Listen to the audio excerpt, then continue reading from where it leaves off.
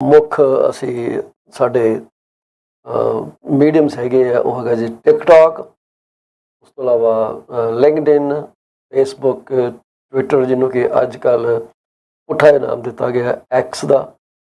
ਉਸ 'ਤੇ ਸਾਡੇ IPTV ਚੈਨਲ PC24 RETV ਅਤੇ ਵੌਇਸ ਆਫ ਰੀਅਲ estate ਦੇ ਜਿਹੜੇ ਕਿ ਪੰਜਾਬੀ ਚੈਨਲ ਕੈਟੇਗਰੀ ਤੁਸੀਂ ਆਪਣੀ IPTV 'ਤੇ ਦੇਖ ਸਕਦੇ ਹੋ। ਉੱਥੇ ਇਸ ਵਕਤ ਅਸੀਂ ਲਾਈਵ ਚੱਲ ਰਹੇ ਹਾਂ। ਤੁਹਾਡਾ ਕੋਈ ਸਵਾਲ, ਕੋਈ ਕੁਐਸਚਨ ਹੋਵੇ, ਅਸੀਂ ਤੁਹਾਨੂੰ ਬੇਨਤੀ ਕਰਦੇ ਹਾਂ ਕਿ ਤੁਸੀਂ ਸਾਡੇ ਪ੍ਰੋਗਰਾਮ 'ਚ ਉਹਨੂੰ ਮਤਲਬ ਜਿੱਥੇ ਵੀ ਤੁਸੀਂ ਦੇਖ ਰਹੇ ਹੋ ਉੱਥੇ ਟੈਕਸਟ ਕਰ ਦਿਓ।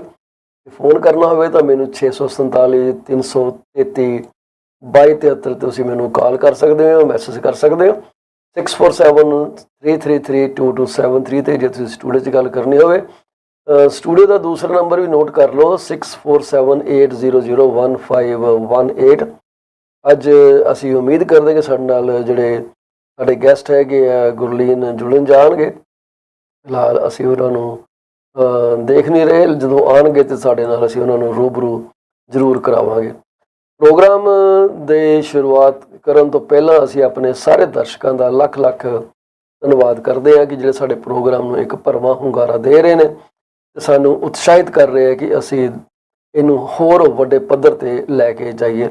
ਬੜੀ ਜਲਦੀ ਇਸ ਪ੍ਰੋਗਰਾਮ ਦੇ ਅਸੀਂ ਸੰਬੰਧ ਵਿੱਚ ਤੁਹਾਨੂੰ ਨਵੀਆਂ ਅਨਾਉਂਸਮੈਂਟਾਂ ਕਰਕੇ ਦਿਆਂਗੇ ਅਤੇ ਮੈਨੂੰ ਯਕੀਨ ਹੈ ਕਿ ਤੁਸੀਂ ਉਹਨਾਂ ਚੀਜ਼ਾਂ ਨੂੰ ਪਸੰਦ ਕਰੋਗੇ। ਮਾफ़ ਕਰ ਦੇਣਾ ਕਿ ਜੀ ਹਾਂ, I am just waiting for Gurleen Aujla. ਜਦੋਂ ਆਉਂਦੇ ਆ ਤੁਹਾਡੇ ਨਾਲ ਅਸੀਂ ਰੂਬਰੂ ਜ਼ਰੂਰ ਕਰਾਵਾਂਗੇ। ਹੁਣ ਅਸੀਂ ਸ਼ੁਕਰੀਆ ਅਦਾ ਕਰ ਰਹੇ ਸੀਗੇ ਆਪਣੇ ਦਰਸ਼ਕਾਂ ਦਾ, ਉਹਨਾਂ ਦੇ ਭਰਵੇਂ ਹੁੰਗਾਰੇ ਦਾ, ਅਤੇ ਇਹ ਵੀ ਦੱਸ ਰਹੇ ਸੀ ਕਿ ਆਉਣ ਵਾਲੇ ਸਮੇਂ 'ਚ ਅਸੀਂ ਇੱਕ ਹੋਰ ਕਦਮ ਚੱਕਾਂਗੇ ਆਪਣੇ ਪ੍ਰੋਗਰਾਮ ਨੂੰ ਅਗਲੇ ਪੱਧਰ 'ਤੇ ਲੈ ਕੇ ਜਾਣ ਦਾ। ਸਾਡੇ ਪ੍ਰੋਗਰਾਮ ਦੇ ਨਾਲ ਜੁੜੇ ਰਹੋ। ਸਾਡਾ YouTube ਚੈਨਲ ਦਿਨ ਦੁਗਣੀ ਰਾਤ ਚੌਗਣੀ ਤਰੱਕੀ ਕਰ ਰਿਹਾ। ਤੁਹਾਡੇ ਵਰਗੇ ਸੱਜਣ ਉਹਨੂੰ ਪਸੰਦ ਕਰ ਰਹੇ ਆ। ਜੇ ਤੁਸੀਂ ਸਾਡੇ YouTube ਚੈਨਲ ਨੂੰ ਸਬਸਕ੍ਰਾਈਬ ਕਰਨਾ ਹੋਵੇ ਤਾਂ ਕਿਰਪਾ ਕਰਕੇ PC24 RETV ਦਾ ਚੈਨਲ YouTube ਦੇ ਉੱਤੇ ਜਾ ਕੇ ਤੁਸੀਂ ਦੇਖ ਲੈਣਾ। ਅਸੀਂ ਕੋਸ਼ਿਸ਼ ਕਰਾਂਗੇ ਪ੍ਰੋਗਰਾਮ ਦੇ ਵਿੱਚ ਤੁਹਾਨੂੰ ਅਸੀਂ ਉਹਦੇ ਬਾਰੇ ਜਾਣਕਾਰੀ ਦੇ ਸਕੀਏ। ਜਦੋਂ ਸਾਡਾ ਸਮਾਂ ਲੱਗਾ ਜ਼ਰੂਰ ਤੁਹਾਡੇ ਨਾਲ ਉਹ ਸਾਂਝੀ ਕਰਾਂਗੇ ਸੋਚ ਆਪਣੀ। ਅਤੇ ਨਾਲ ਦੀ ਨਾਲ ਅਸੀਂ ਆਪਣੇ ਸਾਰੇ ਦਰਸ਼ਕਾਂ ਨੂੰ ਜਿਨ੍ਹਾਂ ਦਾ ਅੱਜ ਜਨਮ ਦਿਨ ਮਨਾਇਆ ਜਾ ਰਿਹਾ ਅਤੇ ਜਿਨ੍ਹਾਂ ਦੀ ਅੱਜ ਸਾਲਗਿਰਾ ਮਨਾਈ ਜਾ ਰਹੀ ਹੈ, ਜਿਨ੍ਹਾਂ ਦੇ ਘਰ ਦੀ ਕਲੋਜ਼ਿੰਗ ਦੀਆਂ ਖੁਸ਼ੀਆਂ ਮਨਾਈਆਂ ਜਾ ਰਹੀਆਂ, ਜਿਨ੍ਹਾਂ ਨੇ ਆਪਣੀ ਆਮਦਨ ਨੂੰ ਇੱਕ ਢੁਕਵੀਂ ਇੰਸ਼ੋਰੈਂਸ ਪਾਲਿਸੀ ਲੈ ਕੇ ਸੁਰੱਖਿਅਤ ਕਰ ਲਿੱਤਾ ਜੀ, ਉਹਨਾਂ ਨੂੰ ਅਸੀਂ ਲੱਖ ਲੱਖ ਮੁਬਾਰਕਬਾਦ ਦੇਣੀ ਚਾਹਾਂਗੇ। ਵਾਰਿਸ ਸਾਹਿਬ ਇਹ ਕਹਿੰਦੇ ਕਿ ਆਪਣੀ ਗੱਡੀ ਦਾ ਧਿਆਨ ਰੱਖੋ, ਭਾਵੇਂ ਕਮਰਸ਼ੀਅਲ ਹੋਵੇ ਜਾਂ ਪੈਸੇਂਜਰ ਗੱਡੀ ਹੋਵੇ, ਮਹਿੰਗੀ ਆਉਂਦੀ ਹੈ। ਅੱਜ ਕੱਲ੍ਹ ਚੋਰੀ ਦੀਆਂ ਵਾਰਦਾਤਾਂ ਬਹੁਤ ਹੀ ਜ਼ਿਆਦਾ ਵੱਧ ਰਹੀਆਂ। ਜਿਹੜੀਆਂ ਸਾਡੇ ਕੋਲ ਇਸ ਵਕਤ ਕੁਝ ਪ੍ਰਮੁੱਖ ਖਬਰਾਂ ਸਾਡੀ ਜਾਣਕਾਰੀ 'ਚ ਆਈਆਂ ਨੇ, ਉਹਨਾਂ ਦੇ ਮੁਤਾਬਿਕ ਇੱਕ ਬਰੈਂਪਟਨ ਦੇ ਵਿੱਚ ਇੱਕ ਕਾਰ ਜੈਕਿੰਗ ਥਰਸਡੇ ਨੂੰ ਹੋਈ ਹੈ ਜੀ। ਉਸ ਕਾਰ ਜੈਕਿੰਗ ਦੇ ਵਿੱਚ ਕੀ ਹੈ ਕਿ ਉਹ ਬੰਦੇ ਦੀ ਉਹਨੂੰ ਪਹਿਲਾਂ ਤਾਂ ਬੁਲਾਉਂਦੇ ਆ ਜੀ, ਉਹਨੂੰ ਕਹਿੰਦੇ ਵੀ ਤੂੰ ਸਾਨੂੰ ਆਪਣੀ ਜਿਹੜੀ ਅਸੀਂ ਗੱਡੀ ਖਰੀਦਣਾ ਚਾਹੁੰਦੇ ਹਾਂ। ਉਹ ਗੱਡੀ ਵਿਚਾਰਾ ਉਹਨਾਂ ਨੂੰ ਵੇਚਣ ਜਾਂਦਾ। ਤੁਹਾਨੂੰ ਜੇ ਨਹੀਂ ਪਤਾ ਮੈਂ ਦੱਸਦਾ, ਬਿਸਕੇਨ ਤੇ ਫਸਟ ਗਲਫ ਬੁਲੇਵਾਰਡ ਦੇ ਨੇੜੇ ਉਹ ਇਹ ਗੱਡੀ ਦਾ ਸੌਦਾ ਕਰਨ ਲਈ ਉੱਥੇ ਜਿਹੜੇ ਸ਼ਖਸ ਹੈਗੇ ਉਹ ਪਹੁੰਚਦੇ ਆ। ਜਦੋਂ ਉੱਥੇ ਪਹੁੰਚਦੇ ਆ ਅਤੇ ਉੱਥੇ ਉਹਨਾਂ ਨੂੰ ਪਿਸਤੌਲ ਦਿਖਾ ਕੇ ਉਹਨਾਂ ਦੇ ਕੋਲੋਂ ਉਹਨਾਂ ਦੀ ਗੱਡੀ ਹਥਿਆ ਲਿੱਤੀ ਜਾਂਦੀ ਹੈ। ਅਤੇ ਉਹਦੇ ਨਾਲ ਕੀ ਹੁੰਦਾ ਕਿ ਇੱਕ ਬੰਦਾ ਤਾਂ ਗੱਡੀ ਲੈ ਕੇ ਭੱਜ ਜਾਂਦਾ, ਦੂਸਰਾ ਬੰਦਾ ਜਿਹੜਾ ਉਹਨਾਂ ਦਾ ਫੋਰਡ ਦਾ ਟਰੱਕ ਹੈ F-150 ਉਹਦੇ 'ਚ ਫਰਾਰ ਹੋ ਜਾਂਦਾ। ਪੁਲਿਸ ਉਹਦਾ ਪਿੱਛਾ ਕਰਦੀ ਹੈ ਅਤੇ ਉਹਨਾਂ ਨੂੰ ਇੱਕ ਨੂੰ ਤਾਂ ਫੜ ਲਿਆ ਉਹਨਾਂ ਨੇ, ਜਿਹੜੇ F-150 ਦੇ ਆਕੂਪੈਂਟਸ ਹੈਗੇ ਆ। ਜਿਹੜਾ ਕਾਰ ਚੋਰ ਸੀਗਾ, ਜਿਹੜਾ ਕਾਰ ਜੈਕ ਕਰਕੇ ਭੱਜਿਆ ਸੀਗਾ, ਉਹ ਬੰਦਾ ਉੱਥੋਂ ਪੁਲਿਸ ਤੋਂ ਫਰਾਰ ਹੋ ਗਿਆ ਜੀ। ਫਰਾਰ ਹੋ ਕੇ ਉਹਨੇ ਕਹਿੰਦੇ ਇੱਕ ਹੋਰ ਗੱਡੀ ਜਿਹੜੀ ਹੈ ਉਹ ਅੱਗੇ ਚੋਰੀ ਕਰ ਲਈ। ਉਹ ਗੱਡੀ ਦਾ ਜਿਹੜਾ ਬ੍ਰਾਂਡ ਆ, ਜਿਹੜੀ ਉਹਨੇ ਦੂਸਰੀ ਚੋਰੀ ਕੀਤੀ, ਮੈਨੂੰ ਥੋੜ੍ਹੀ ਦੇਰ ਪਹਿਲਾਂ ਦਾ ਯਾਦ ਸੀਗਾ, ਇਸ ਵਕਤ ਮੇਰੇ ਦਿਮਾਗ 'ਚ ਨਹੀਂ ਗਾ। ਮੈਂ ਤੁਹਾਨੂੰ ਹੁਣੇ ਦੱਸ ਦੇਣਾ ਗੱਡੀ ਕਿਹੜੀ ਚੋਰੀ ਕੀਤੀ। ਉਹ ਗੱਡੀ ਉਹਨਾਂ ਨੇ ਕੋਈ ਹੋਂਡਾ ਓਡੀਸੀ ਕਾਰ ਉਹਨੇ ਚੋਰੀ ਕੀਤੀ ਹੈ ਜੀ। ਤੋ ਇਹ ਗੱਲਾਂ ਜਿਹੜੀਆਂ ਤੁਹਾਡੇ ਨਾਲ ਸਾਂਝੇ ਕਰਾਂਗੇ। ਅਸੀਂ ਸਰਬਜੀਤ ਨੇ ਗੁਰਲੀਨ ਦਾ ਇੰਤਜ਼ਾਰ ਕਰ ਰਹੇ ਹਾਂ। 1 ਸਕਿੰਟ ਦਾ ਵਕਤ ਹੈ, ਅਸੀਂ ਹੁਣੇ ਮੁੜ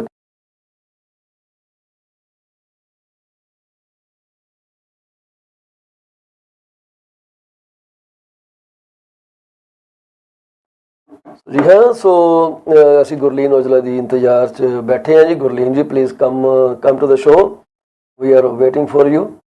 तो सानू मैसेज भेजी जाते हैं, पर मैसेज सानू समझ नहीं आने इन्ने ज़्यादा। Anyways so hopefully she will come back soon. तो हाँ जी, सो वो जी है जो बंदा भज गया, वो अपना अगे जाके उन्हें एक होंडा ओडिसी वैन, तुसी हौसले देख लो किन्ने ज़्यादा लोगों के वधे हुए हैं कि होंडा ओडिसी वैन लैके भज गए। दूसरे पासे जी मुख खबर हैगी है जी, वो हैगी कि जी मॉर्गेज एक्टिविटी हैगी है वो 25% पिछले साल के नालों घट गई है। जो फिक्स रेट्स हैगे जी वो लोगों के माइंड के उत्ते they are becoming the top priority on people's mind. उस तो इलावा कैनेडियन CPI जी हैगी है वो 3.1% अक्तूबर च डिग गई है। सो तुम देख रहे हो PC24 RE TV, जिमें तुहानूं दस्सिया कि असीं इस वक्त लाइव हैगे PC24 RE TV के YouTube चैनल के उत्ते, IPTV के उत्ते voice of real estate HD and PC24 RE TV तुसीं सानूं देख सकते हो।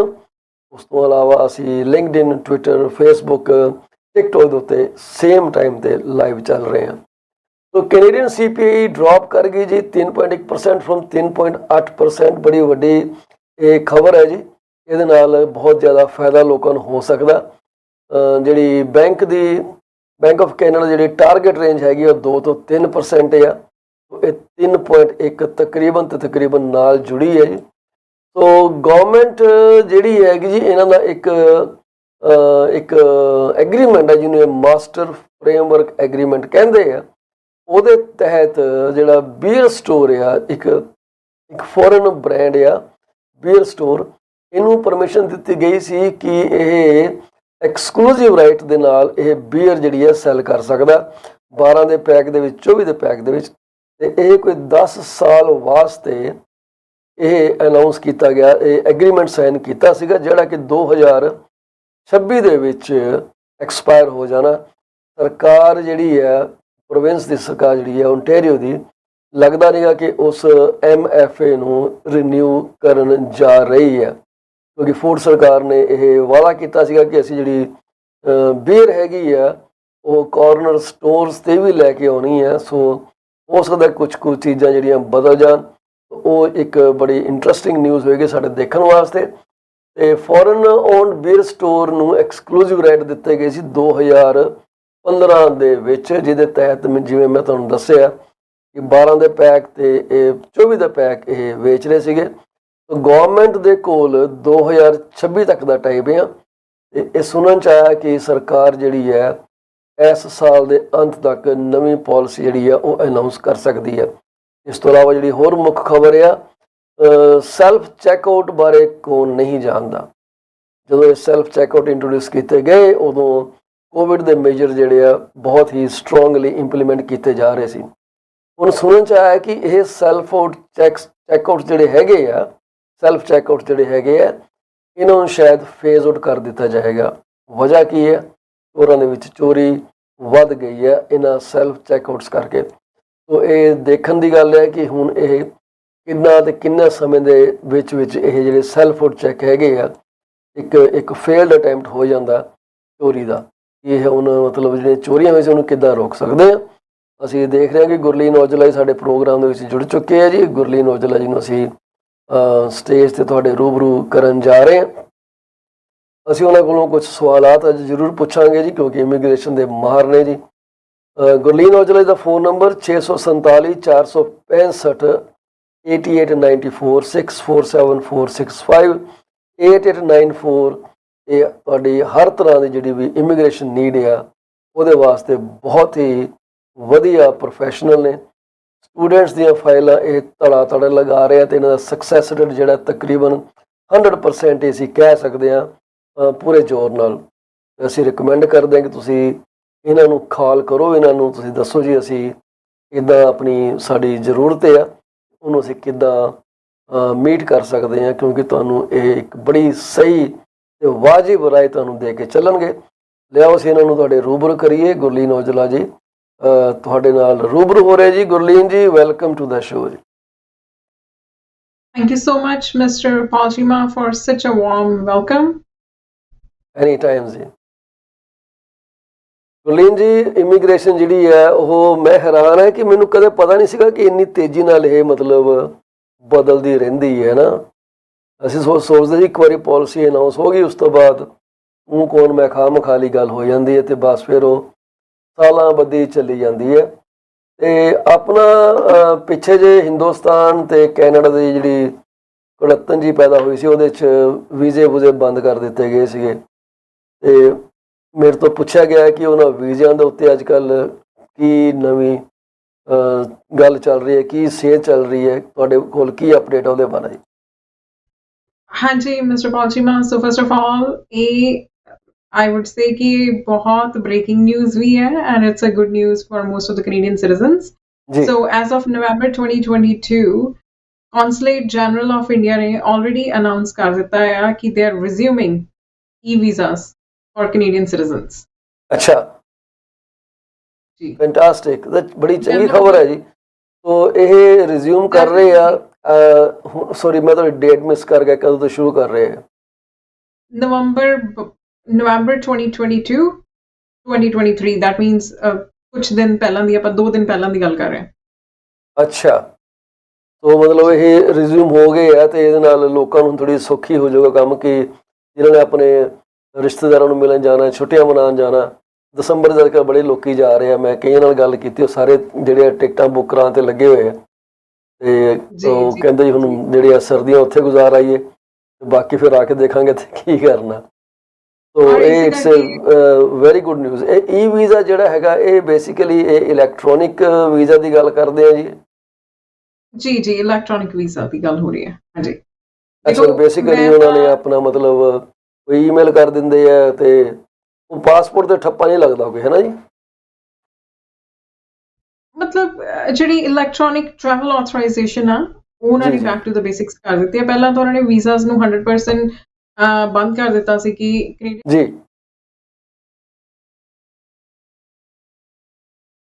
ਮੈਨੂੰ ਮਾਫ ਕਰਨਾ ਜੀ, ਕੋਈ ਗਲਿਚ ਕਰਕੇ ਉਹ ਇੱਕਦਮ ਸੈੱਟ ਜਿਹੜਾ ਹਿੱਲ ਗਿਆ। ਹਾਂਜੀ, ਸੌਰੀ ਜੀ। ਮੈਂ ਕਿਹਾ ਕਿ ਰੈਗੂਲਰ ਵੀਜ਼ਾ ਤਾਂ ਵੈਸੇ ਵੀ ਆਪਾਂ ਹੁਣ ਜੇ ਤੁਸੀਂ ਦੇਖੋਗੇ ਉਹ ਤਾਂ ਫੇਡ ਅਵੇ ਹੋ ਚੁੱਕੀ ਹੈ ਪ੍ਰੋਸੈਸ ਲੌਂਗ ਅਗੋ। ਹੁਣ ਤਾਂ ਵੈਸੇ ਵੀ ਟ੍ਰੈਂਡ ਈ ਵੀਜ਼ਾ ਦਾ ਹੀ ਹੈਗਾ ਆ। And the good part is ਕਿ ਜਿਵੇਂ ਇੰਡੀਆ ਦੇ ਵਿੱਚ ਤਾਂ ਮੋਸਟਲੀ ਜਿਹੜੀਆਂ ਵੈਡਿੰਗਸ ਵਗੈਰਾ ਵੀ ਸਕੈਜੂਲ ਹੁੰਦੀਆਂ, ਉਹ NRIs ਦੇ ਸਕੈਜੂਲ ਦੇ ਹਿਸਾਬ ਨਾਲ ਹੀ ਹੁੰਦੀਆਂ। ਸੋ ਮੇਰੇ ਖਿਆਲ ਨਾਲ ਜਿਹੜੀਆਂ ਦਸੰਬਰ ਜਨਵਰੀ ਦੀਆਂ ਵੈਡਿੰਗਸ ਪੋਸਟਪੋਨ ਹੋਣੀਆਂ ਸੀ, ਉਹ ਨਹੀਂ ਹੋਣਗੀਆਂ, ਜਿਵੇਂ ਕਿ ਉਹਨਾਂ ਨੇ ਰੀਜ਼ਿਊਮ ਕਰ ਦਿੱਤੇ ਆ ਵੀਜ਼ਾਸ। ਚਲੋ, ਉਹਨਾਂ ਲਈ ਤੇ ਚੰਗੀ ਖਬਰ ਹੋ ਗਈ ਜੀ। ਘੱਟੋ ਘੱਟ ਕਈ ਬੈਂਕਟ ਹਾਲਾਂ ਦਾ ਜਿਹੜਾ ਕਹਿੰਦੇ ਆ ਕਿ ਉਹ ਬੁੱਕ ਬਾਕ ਕਰਾਏ ਹੋਏ ਆ, ਉਹ ਵਿਚਾਰੇ ਬਚ ਜਾਣਗੇ, ਨਹੀਂ ਤਾਂ ਸਾਰੇ ਕੈਂਸਲੇਸ਼ਨ ਹੋ ਜਾਣੇ ਸੀਗੇ। ਕਾਫੀਆਂ ਦੇ ਜਿਹੜੇ ਟ੍ਰਿਪਸ ਸੀਗੇ, ਹੁਣ ਜੇ ਅਗਰ ਤੁਸੀਂ ਅਕਤੂਬਰ ਜਦੋਂ ਪਹਿਲੀ ਵਾਰੀ ਜਦੋਂ ਇੰਡੀਅਨ ਗਵਰਨਮੈਂਟ ਨੇ ਇਹਨੂੰ ਬੈਨ ਕੀਤਾ, sorry not ban but pause ਕੀਤਾ ਆ ਈ ਵੀਜ਼ਾਸ ਨੂੰ, ਸੋ ਉਸ ਟਾਈਮ ਦੇ ਉੱਤੇ ਤੁਸੀਂ ਕਾਫੀ ਇੰਟਰਵਿਊਜ਼ ਸੁਣੋਗੇ, ਜਾਂ ਬਹੁਤ ਜ਼ਿਆਦਾ ਜਿਹੜੇ ਪਬਲਿਕ ਸੀ ਉਹਨਾਂ ਨੇ ਆਪਣਾ ਰੀਸਕੈਜੂਲ ਕੀਤਾ, ਆਪਣੇ ਪ੍ਰੋਗਰਾਮਸ ਨੂੰ ਪੋਸਟਪੋਨ ਕੀਤਾ। ਸੋ ਉਹੀ ਉਹ ਤੁਸੀਂ ਦੇਖੋ ਕਿ ਉਹਦਾ ਇੰਪੈਕਟ ਕਿੰਨਾ ਸੀ, ਕਿਉਂਕਿ ਇੰਡੀਆ ਦੇ ਵਿੱਚ ਜਿਹੜਾ ਫੈਸਟਿਵ ਸੀਜ਼ਨ ਅਕਤੂਬਰ ਆਨਵਰਡ ਸ਼ੁਰੂ ਹੋ ਜਾਂਦਾ। ਹਾਂਜੀ, that's true, very much true ਜੀ। ਤੇ ਹੁਣ ਸ਼ੁਕਰ ਹੈ ਜੀ, ਬੜੀ ਚੰਗੀ ਖਬਰ ਹੈ ਕਿ ਹਿੰਦੁਸਤਾਨ ਨੇ ਇੰਨੀ ਕੋਈ ਸੈਂਸੀਬਿਲਿਟੀ ਦਿਖਾਈ ਹੈ ਕਿ ਵੀ ਗੁੱਸਾ ਇੱਕ ਪਾਸੇ ਰੱਖ ਕੇ, ਕਿਉਂਕਿ ਤਾਂ ਡਿਪਲੋਮੈਟਿਕ ਇਸ਼ੂਜ਼ ਹੈਗੇ ਆ, ਜਦੋਂ ਟਾਈਮ ਲੱਗਿਆ ਉਹਨੂੰ ਹੱਲ ਕਰਦੇ ਰਹਿਣਗੇ। It's not a big deal. But ਲੋਕਾਂ ਦਾ ਤਾਂ ਜਿਹੜਾ ਭਲਾ ਹੋ ਗਿਆ ਨਾ ਜੀ, ਲੋਕੀ ਤਾਂ ਵਿਚਾਰੇ ਜਿਹੜੇ ਪਹਿਲਾਂ ਦਬਕੇ ਬੈਠੇ ਸੀਗੇ, ਪਤਾ ਨਹੀਂ ਜਾ ਸਕਦੇ ਕਿ ਨਹੀਂ ਜਾ ਸਕਦੇ। ਹੁਣ ਤੁਸੀਂ ਇਹ ਦੇਖੋ ਕਿ ਕਿੰਨੇ ਪਰਿਵਾਰਾਂ ਦੇ ਵਿੱਚ ਉਹਨਾਂ ਦੇ ਬਜ਼ੁਰਗ ਜਿਹੜੇ ਆ, ਉੱਥੇ ਉਹਨਾਂ ਦੀ ਸਿਹਤ ਉੱਤੇ ਨੀਚੇ ਹੁੰਦੀ ਰਹਿੰਦੀ ਆ। ਇੱਥੇ ਜਦੋਂ ਤੁਸੀਂ ਕਿਸੇ ਨਾਲ ਗੱਲ ਕਰੋ, ਉਹੀ ਗੱਲ ਕਰਦਾ, ਯਾਰ ਕੈਨੇਡਾ 'ਚ ਆ ਤਾਂ ਗਏ ਆ, ਵਧੀਆ ਸਭ ਕੁਝ ਠੀਕ ਆ, ਪਰ ਜਦੋਂ ਰਾਤ ਨੂੰ 10-11 ਵਜੇ ਫੋਨ ਵੱਜਦਾ ਨਾ, ਅੱਧੀ ਰਾਤ ਨੂੰ ਫੋਨ ਵੱਜਦਾ, ਤੇ ਦਿਲ ਜਿਹੜਾ ਨਾ, ਕਲੇਜਾ ਤੇ ਦਿਲ ਬਾਹਰ ਨਿਕਲ ਆਉਂਦੇ ਆ। ਪਤਾ ਨਹੀਂ ਕਿਹੜੀ ਖਬਰ ਆ ਜਾਣੀ ਹੈ, ਕੀ ਨਹੀਂ ਹੋ ਜਾਣਾ। ਤੇ ਇਸ ਹਾਲਾਤ ਦੇ ਵਿੱਚ ਇਹ ਵੀਜ਼ਾ ਵੂਜ਼ਾ ਜਿਹੜੇ ਆ ਈਜ਼ੀਲੀ ਅਵੇਲੇਬਲ ਹੋਣੇ ਚਾਹੀਦੇ ਆ। ਸੋ ਇਲੈਕਟ੍ਰੋਨਿਕ ਵੀਜ਼ਾ ਜਾਰੀ ਹੋ ਗਿਆ, ਪਰ ਜਿਹੜੇ ਪੇਪਰ ਵੀਜ਼ਾ ਜਿਹੜੇ ਹੁੰਦੇ ਆ, ਉਹਨੂੰ ਬਾਅਦ ਹਲੇ ਟਾਈਮ ਲੱਗੂਗਾ, ਕਦੋਂ ਕਰਨਗੇ? ਨਹੀਂ ਮਿਸਟਰ ਪੌਲਚੀਮਾ, ਆਈ ਥਿੰਕ ਆਪਾਂ ਥੋੜੇ ਜਿਹੇ ਇੱਥੇ ਮਿਸਟੇਕਨ, ਥੋੜਾ ਮਿਸਕਮਿਊਨੀਕੇਸ਼ਨ ਹੋ ਗਈ। ਸੋ ਵੀਜ਼ਾਸ ਹੀ ਰਿਜ਼ਿਊਮ ਕਰ ਦਿੱਤੇ ਆ। ਵੈਸੇ ਵੀ 100% ਆਨਲਾਈਨ ਹੀ ਹੈਗੇ ਨੇ ਇੰਡੀਆ, ਜਿਹੜਾ ਅਗਰ ਤੁਸੀਂ ਦੇਖੋਗੇ ਇਸ ਟਾਈਮ ਤੇ ਈ ਵੀਜ਼ਾਸ ਹੀ ਹੈਗੇ ਨੇ ਜਿਹੜੇ 100% ਜਿਹਨੂੰ ਮਤਲਬ ਹੁਣ ਉਹ ਪੇਪਰ ਪੈਨ ਵਾਲੇ ਵੀਜ਼ਾਸ ਦੀ ਤਾਂ ਆਪਾਂ ਗੱਲ ਨਹੀਂ ਨਾ ਕਰ ਸਕਦੇ, ਬਿਕਾਜ਼ ਐਵਰੀਥਿੰਗ ਇਜ਼ ਇਲੈਕਟ੍ਰੋਨਿਕ। ਮੈਂ ਥੋੜਾ ਬੈਕ ਓਲਡ ਫੈਸ਼ਨ ਇਸ ਕਰਕੇ ਸ਼ਾਇਦ ਮੈਨੂੰ ਇਹ ਜਿਹੜੀ ਗੱਲ ਇਹਨੀ ਪੱਲੇ ਨਹੀਂ ਪਈ। ਮੈਂ ਇਹ ਵੀ ਸੁਣਿਆ ਪਿੱਛੇ ਜੇ ਕਿ ਬੜੀ ਜਲਦੀ ਤੁਹਾਨੂੰ ਪਾਸਪੋਰਟ ਵੀ ਨਹੀਂ ਕੈਰੀ ਕਰਨੇ ਪੈਣੇ, ਕਿ ਤੁਹਾਡਾ ਜਿਹੜਾ ਫੇਸ ਆ ਉਹੀ ਤੁਹਾਡਾ ਪਾਸਪੋਰਟ ਆ, ਉਹੀ ਤੁਹਾਡਾ visa. Do you think that's going to happen some time in the next 10 years? Definitely, we are seeing a transition ਹੁਣ ਕੈਨੇਡਾ ਵਾਸਤੇ ਤੁਸੀਂ any type of application apply ਕਰੋ, let it be TRV, let it be permanent residency application. I believe ਹੁਣ ਤਾਂ refugees, agencies, every sort of application ਲਈ biometrics mandate ਆ। biometrics ਕੀ ਨੇ ਤੁਹਾਡੀ just by they have your fingerprints, and then they have your eye blueprints as well.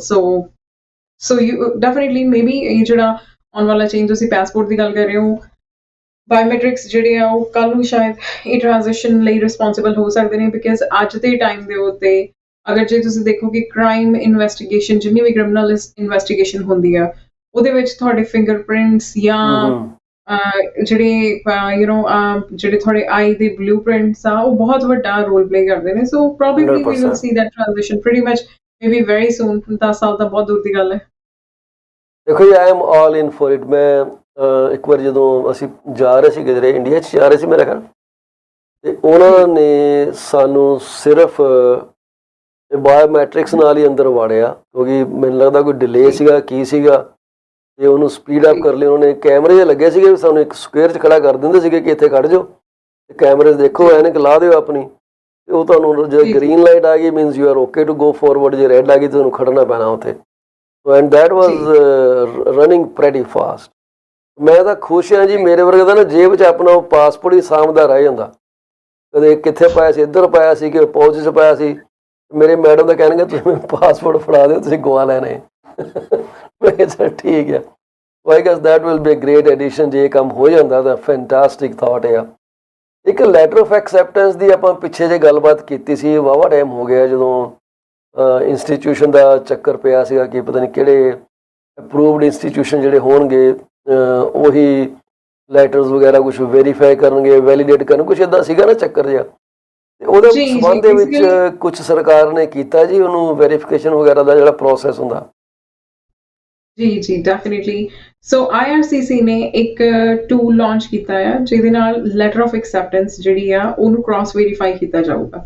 So basically ਪਹਿਲਾਂ ਕੀ ਹੋ ਰਿਹਾ ਸੀ, ਜਦੋਂ ਦੇਖੋ ਤੁਸੀਂ ਸਟੱਡੀ ਪਰਮਿਟਸ, ਜਦੋਂ ਪਿੱਛੇ ਫੋਰਜ ਡਾਕੂਮੈਂਟਸ, ਫੇਕ ਡਾਕੂਮੈਂਟਸ ਦੇ ਬੇਸ ਤੇ ਸਟੱਡੀ ਪਰਮਿਟ ਇਸ਼ੂ ਹੋਏ ਆ, ਜਦੋਂ ਰੀਸੈਂਟਲੀ ਸਾਨੂੰ ਐਜ਼ ਵੀ ਆਲ ਨੋ ਜਿਹੜਾ 700 ਪਲੱਸ ਇੰਡੀਅਨ ਸਟੂਡੈਂਟਸ ਦੀ ਡੈਪੂਟੇਸ਼ਨ ਦਾ ਵੀ ਮੈਟਰ ਸੀਗਾ, that was based on fake letter of acceptance. ਹੁਣ fake letter of acceptance ਦਾ ਜਿਹੜਾ ਹੁਣ aftermath ਇਹ ਨਿਕਲਿਆ ਕਿ ਹੁਣ IRCC ਨੇ ਇਹਨੂੰ mandate ਕਰ ਦਿੱਤਾ ਕਿ every letter of acceptance for the study visa will be cross verified by their inbuilt tool.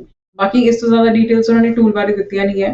Maybe ਉਹਨਾਂ ਨੇ ਕੋਈ ਇੰਟਰਨਲ ਕੀ ਹੈ, ਕੋਈ tool they're planning to launch it for the just for the internal work, I would say. That is a very good measure, I would say. ਸ਼ਾਇਦ ਇਹ measure ਪਹਿਲਾਂ implement ਹੋਇਆ ਹੁੰਦਾ ਜਿੰਨਾ basically students ਨੂੰ suffer ਕਰਨਾ ਪਿਆ in the past.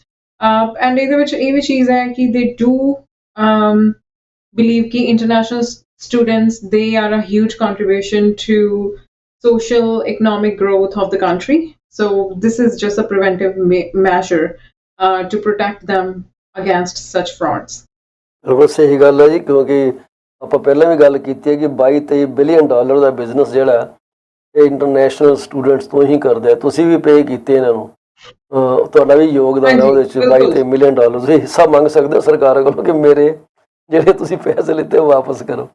ਇਹਨਾਂ ਨੂੰ ਇਹ ਕਰ ਦੇਣਾ ਚਾਹੀਦਾ ਕਿ ਵੀ ਸਟੂਡੈਂਟ ਤੋਂ 3 ਗੁਣਾ ਫੀਸ ਤੇ ਲੈਂਦੇ ਆ, ਵੀ ਜੇ ਉਹ ਇੰਨੀ ਜਲਦੀ, ਜੇ ਉਹ ਮਤਲਬ ਅਗਲੇ ਆਉਣ ਵਾਲੇ ਕੁਝ ਸਮੇਂ 'ਚ PR ਬਣ ਜਾਂਦਾ, ਮਿਆਦ ਮਿੱਥ ਦੇਣ, ਤੇ ਉਹਦੇ ਪੈਸੇ ਜਿਹੜੇ ਆ ਅਸੀਂ ਵਾਪਸ ਕਰ ਦਿਆਂਗੇ।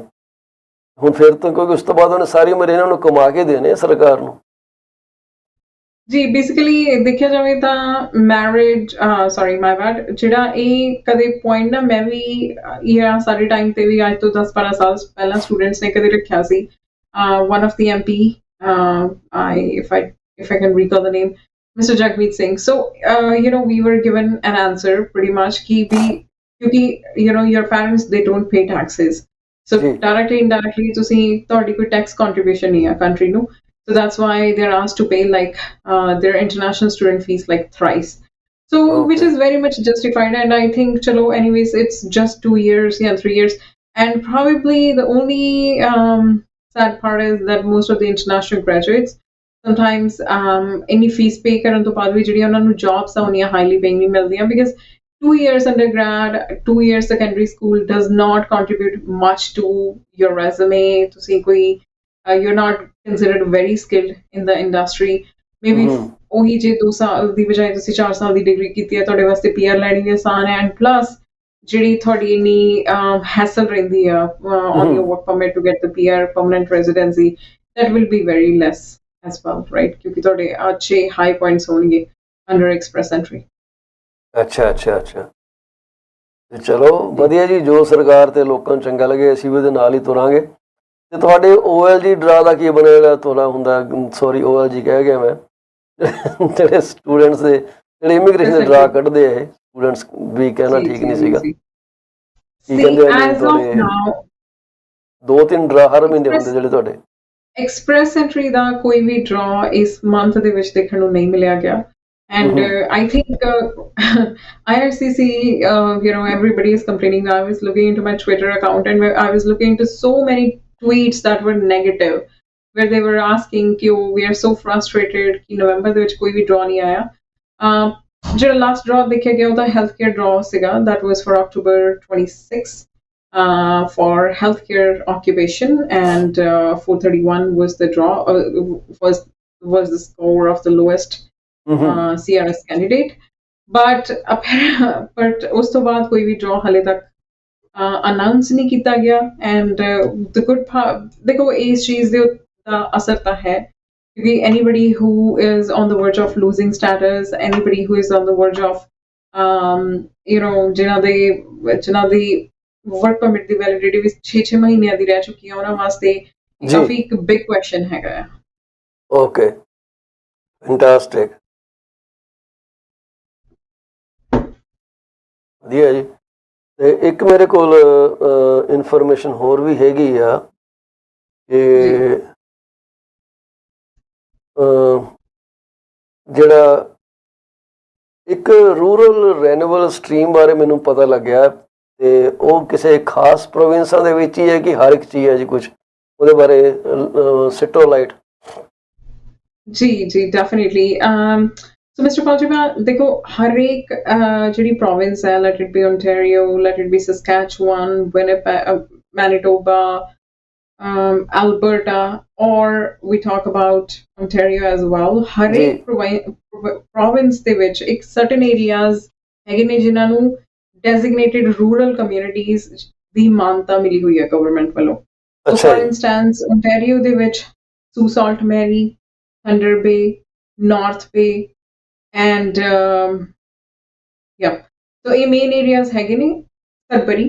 So ਇਹ areas ਦੇ ਵਿੱਚ if you are able to get a job offer and living in the community and being endorsed by the community, you can directly get your permanent residency। ਹੁਣ ਕਾਫੀ international students ਜਿਹੜੇ ਨੇ ਉਹ move ਨਹੀਂ ਕਰਨਾ ਚਾਹੁੰਦੇ ਦੂਸਰੀਆਂ provinces, given ਉਹਨਾਂ ਨੇ ਆਪਣੀ ਸਾਲ ਇੰਨੇ ਲਾਈਫ ਦੇ ਸਾਲ ਜਿਹੜੇ ਨੇ ਉਹ ਇੱਕੋ province ਨੂੰ ਦਿੱਤੇ ਨੇ। ਸੋ ਉਹਨਾਂ ਵਾਸਤੇ golden opportunity ਹੋ ਸਕਦੀ ਹੈ ਕਿ ਉਹ ਆਪ province ਨੂੰ ਛੱਡਣ ਦੀ ਬਜਾਏ ਉਸੇ province 'ਚ ਰਹਿ ਕੇ but ਥੋੜਾ outward ਰੂਰਲ ਕਮਿਊਨਿਟੀ ਦੇ ਵਿੱਚ ਮੂਵ ਕਰਕੇ ਆਪਣੀ ਪਰਮਨੈਂਟ ਰੈਜ਼ੀਡੈਂਸੀ ਫਾਈਲ ਕਰ ਸਕਦੇ ਆ ਅੰਡਰ ਦਿਸ ਪਾਰਟਿਕੂਲਰ ਕੈਟੇਗਰੀ। ਜੀ ਵੈਰੀ ਨਾਈਸ। ਸਿਮਿਲਰਲੀ ਜਿਹੜਾ ਤੁਸੀਂ ਰੂਰਲ ਰਿਨਿਊਅਲ ਸਟਰੀਮ ਦੀ ਗੱਲ ਕੀਤੀ ਆ, RNIP ਨੂੰ ਦਾ ਹੀ ਦੂਸਰਾ ਨਾਮ ਜਿਹੜਾ ਆ ਉਹ ਐਲਬਰਟਾ ਰੂਰਲ ਰਿਨਿਊਅਲ ਸਟਰੀਮ ਹੈਗਾ ਆ। ਉਹ ਪਾਰਟਿਕੂਲਰਲੀ ਐਲਬਰਟਾ ਦੇ ਵਿੱਚ ਹੀ ਇਟਸ ਕਾਲਡ ਰੂਰਲ ਰਿਨਿਊਅਲ। ਉਸ ਤੋਂ ਇਲਾਵਾ ਕਿਸੇ ਵੀ ਪ੍ਰੋਵਿੰਸ ਦੀ ਇਸ ਕੈਟੇਗਰੀ ਦਾ ਨਾਮ ਹੈਗਾ RNIP, rural northern immigration pilot program. So ਜਿਵੇਂ ਤੁਸੀਂ ਕਿੱਦਾਂ ਯਾਦ ਕਰ ਲੈਂਦੇ ਹੋ? ਮੇਰਾ ਤਾਂ ਦਿਮਾਗ ਘੁੰਮਣਾ ਸ਼ੁਰੂ ਹੋ ਜਾਂਦਾ ਜਦੋਂ ਤੁਸੀਂ ਗੱਲ ਕਰੀ rural northern immigration pilot program. Oh my goodness, too long. RNIP, keep it short। Hardly ਸੌਖਾ ਜੀ, ਮੇਰੇ ਮੈਨੂੰ ਤਾਂ ਦਿਮਾਗ ਜਿਹੜਾ ਨਾ ਓਵਰਹੀਟ ਹੋਇਆ ਪ੍ਰੋਸੈਸਰ ਮੇਰਾ ਇਹ ਸੁਣਦੇ ਸਾਰੇ। ਜੀ ਸੋ ਐਲਬਰਟਾ ਦੇ ਵਿੱਚ ਜਿਹੜਾ ਇਹ ਪ੍ਰੋਗਰਾਮ ਹੈ it's called rural renewal stream definitely ਥੋੜਾ ਜਿਹਾ ਕ੍ਰਾਈਟੇਰੀਆ ਇਹਦਾ ਬਾਕੀਆਂ ਨਾਲੋਂ it could be like few points that are different from the RNIP program.